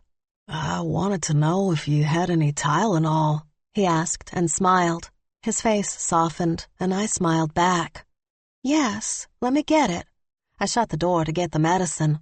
I pulled the curtain over the kitchen sink back just enough for me to see out. The two men were standing there, silence between them. I opened the door and walked down the 2 steps to give the medicine to Ty. "Here you go. Keep it. Please let me know if I can do anything else." Our fingers touched, and we looked at each other at the same time. "Maybe another night." "Definitely," Ty said before he turned back to go and take care of his little brother. The sun was setting a little earlier than normal, which was signaling the end of summer. Soon it would be dark, and all the campfires would be lit. The smell of food, wood, and outdoors would blanket the campground. "Are those for me?" I asked Hank, to break the uncomfortable space between us.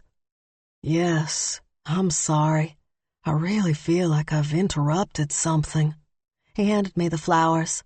"I mean, you look like you're going out." "Nah." I tipped my head towards the camper. "Come in.